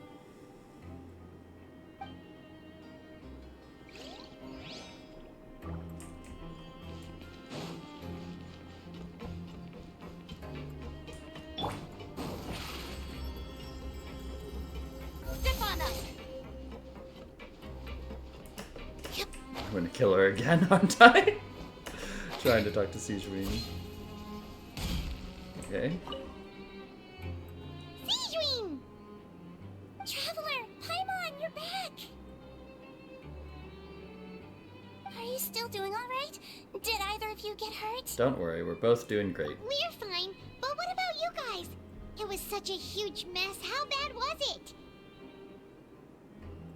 A few people sustained superficial injuries, but that's about the extent of the damage. Monsieur Nervillet paid us a visit. It was all thanks to him that we managed to suppress the crisis for the time being. Oh, of course, we must also thank you for the help you provided. How did Nervillet know that he was needed here? Well, Monsieur Nervillet has strong resonance with the hydro element. When the water level rises, he can feel the waves produced. I ran into the bombshell bros while bandaging the injuries of the wounded. They were mumbling the whole time about how you just ran down without a word. I'm so relieved to see that you're both alright. If you're not too pressed for time, please stay with us a few more days.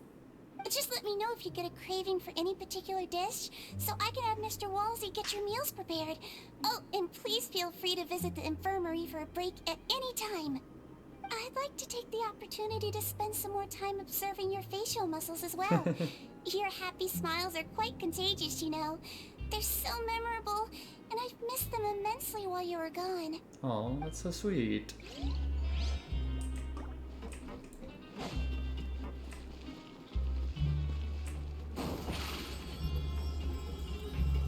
Surprise!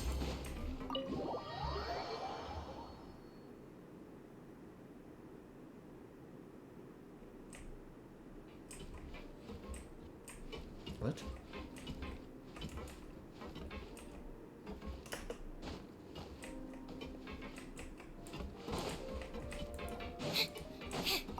But was it not sending me in here?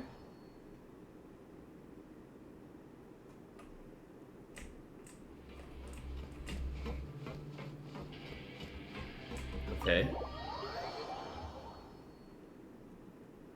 Weird.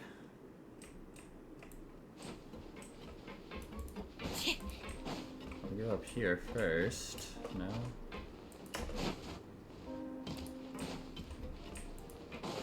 Maybe do I have to do the other one? No? Okay, it's just down here. Jura and Levine? Courier? Courier. Miss Sijween told me you still haven't eaten. Yeah, I was working on something, so I forgot. That's no excuse for... Huh? What's you two? Junior, Levine, we're back! Hello there. It's been quite the mess here recently. How have you been?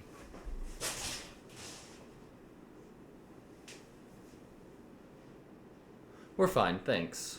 And you? Are you still taking the secret passageway from the infirmary to work on the ship? Yep. That is still top secret, though. So don't say a word to anyone. It can be a bit annoying when there are lots of people in the infirmary, but I still prefer taking that route over the one from the Duke's office. I mean, the infirmary does make it easier for you to slack off. Oh yeah? Then why are you also here so much? You two really are just using your jobs as a cover for your relationship, aren't you? Dang, she is getting them. Not at all.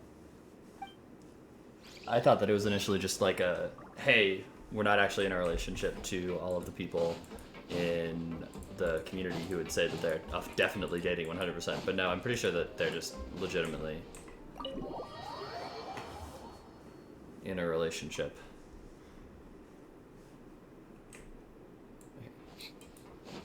Last one. Over here!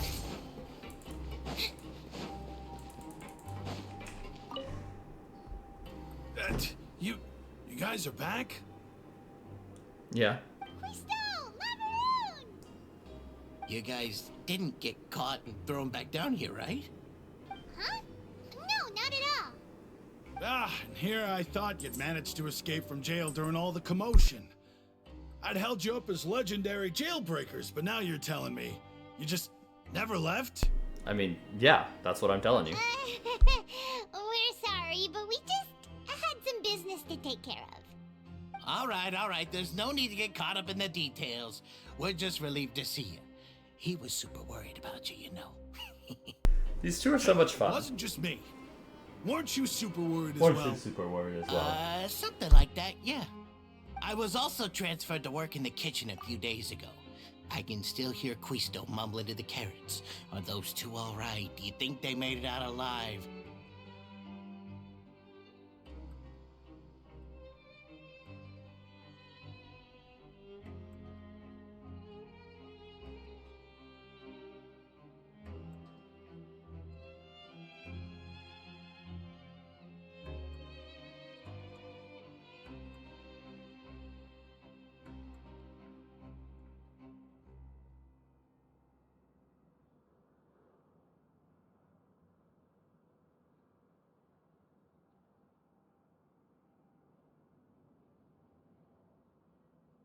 Sorry, just have to take care of something really quick. I know I'm almost done.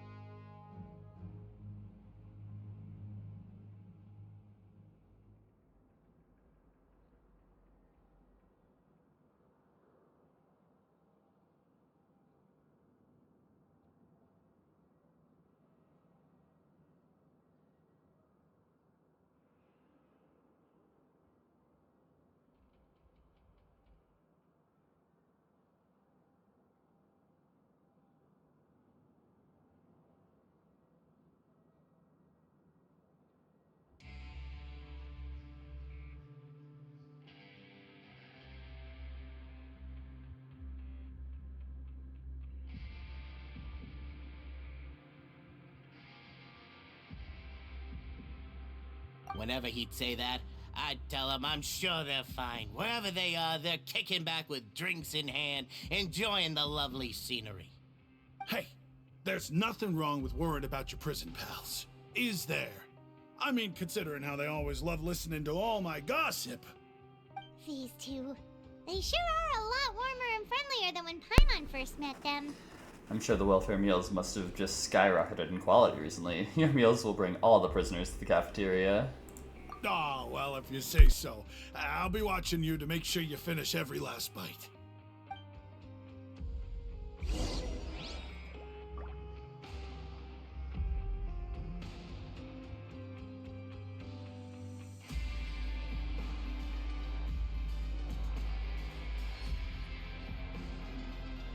Alright, and last but not least, Talking to the Duke himself. Let's go find Risley.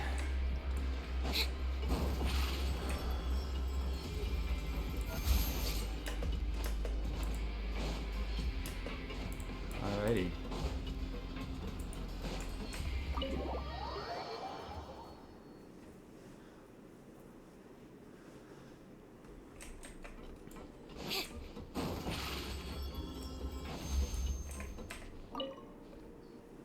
Do my eyes deceive me, or did I just see two inmates come back after making it to the surface?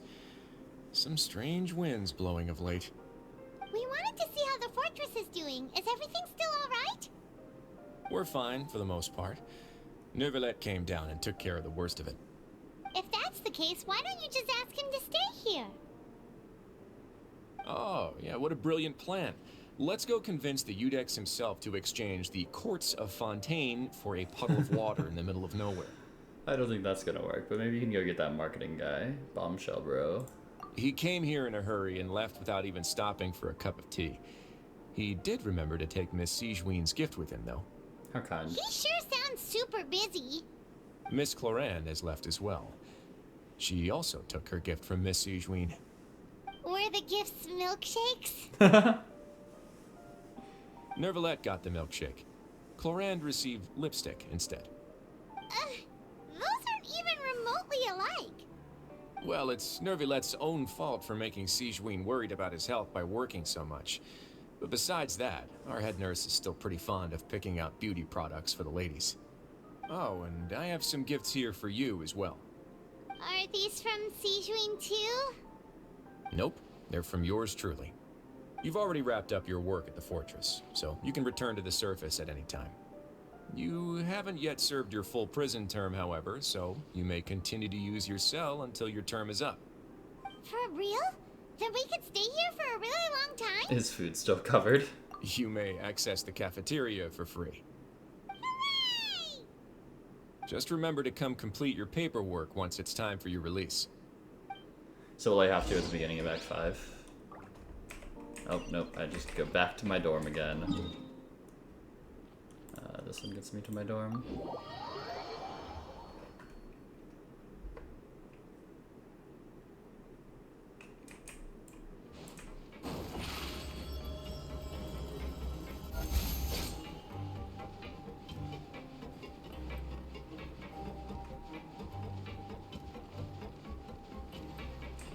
Goodness. This is ending up being just as long as Act 2, or Act 3, I mean. Surprise! We're back in our cell again. We're no longer prisoners, though, so it really doesn't feel the same. It feels like a huge weight is off our shoulders. It feels like we've regained our freedom. Sure feels that way. But the truth is, we never did anything bad to begin with, so I'm not sure why we put so much pressure on ourselves. Paimon, is there something you'd like to say? Huh? How did you know? Because you usually just immediately fall asleep. Hey, that's not true!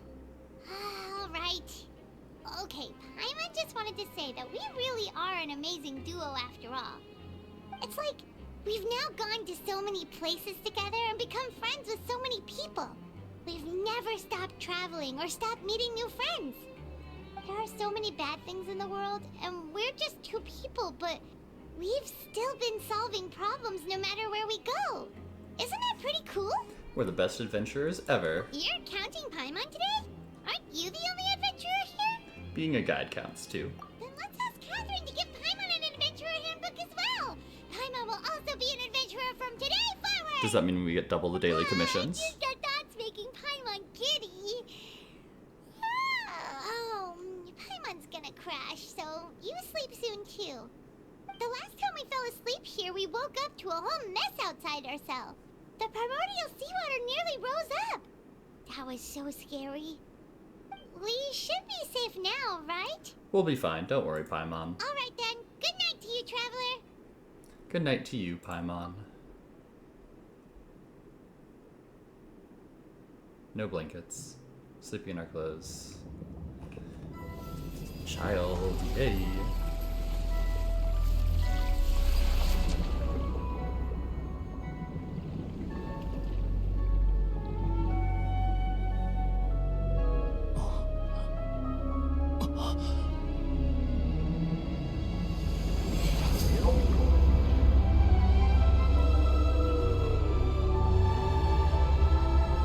It's a dragon, right? That's not his whale. Complete. He continued.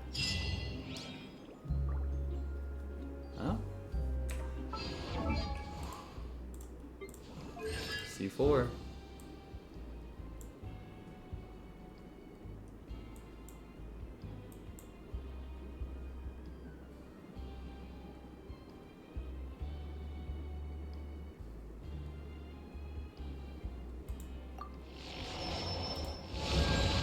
Interesting. Gotta claim my wish.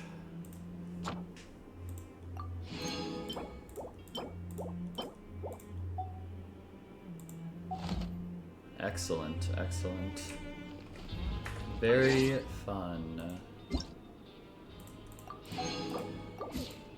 Don't forget claim your drops, claim your check-ins, all that good stuff. That deluge from Nay recalls what happened to him. In the secret of blue water, learn the history and secrets of the fortress of Meripede. Out of the Aeons, learn of Nebulette's true identity, and there's nothing about that implying that he was lying, so he is, in fact, the Hydro Dragon Sovereign. Cataclysm's Quickening. Complete Cataclysm's Quickening. I'm still leaving the Oratrice there, so that I can remember its name whenever I need it. Alrighty. So theories. Furina is the Archon, but Celestia has cursed her and taken away her Gnosis.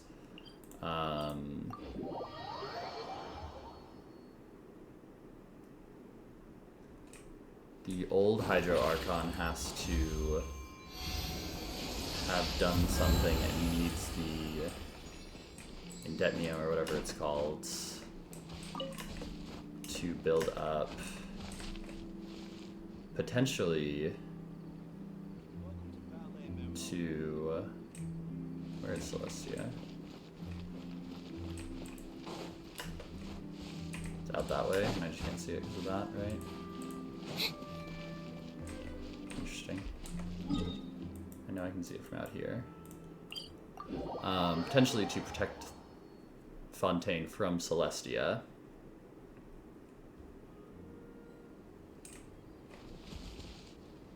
It's out this way, right? There it is. Very close. The Gnosis is either being kept by the old Hydro Archon or is built into the Oratrice or some manner of both of them. Furina is interesting because she has the dual pupils, implying the dual. Step on up. I didn't just kill that butterfly. I think I did. Implying the dual use of Uja and Numa, which we have seen is accurate based on recent information about her. She was the why can't I talk today? The drip marketing for Furina did say that she had a Gnosis and that it was Hydro, so she is continued to be pushed as the true Hydro Archon right now. But Arlecchino's comment about her being cursed by something is quite interesting, so we'll have to see how that actually works out. But the Oratrice and the curse are definitely going to come into significant play in 4.2. Whether 4.2 resolves all of it or just a part is yet to be seen. My assumption is that we'll get through a lot in 4.2. Because that is when Furina is being released, but it's all up in the air still, you know? Anything that hasn't happened is up in the air. I'm excited. I will also try to do the Nebulette story quest before that. I feel like that will have important lore relevance, but we'll see what time is on my hand over the next few weeks. Depends on my hands. Don't be scared. Quietly now. But yeah, it has been fun, and I hope y'all can catch my stream next time.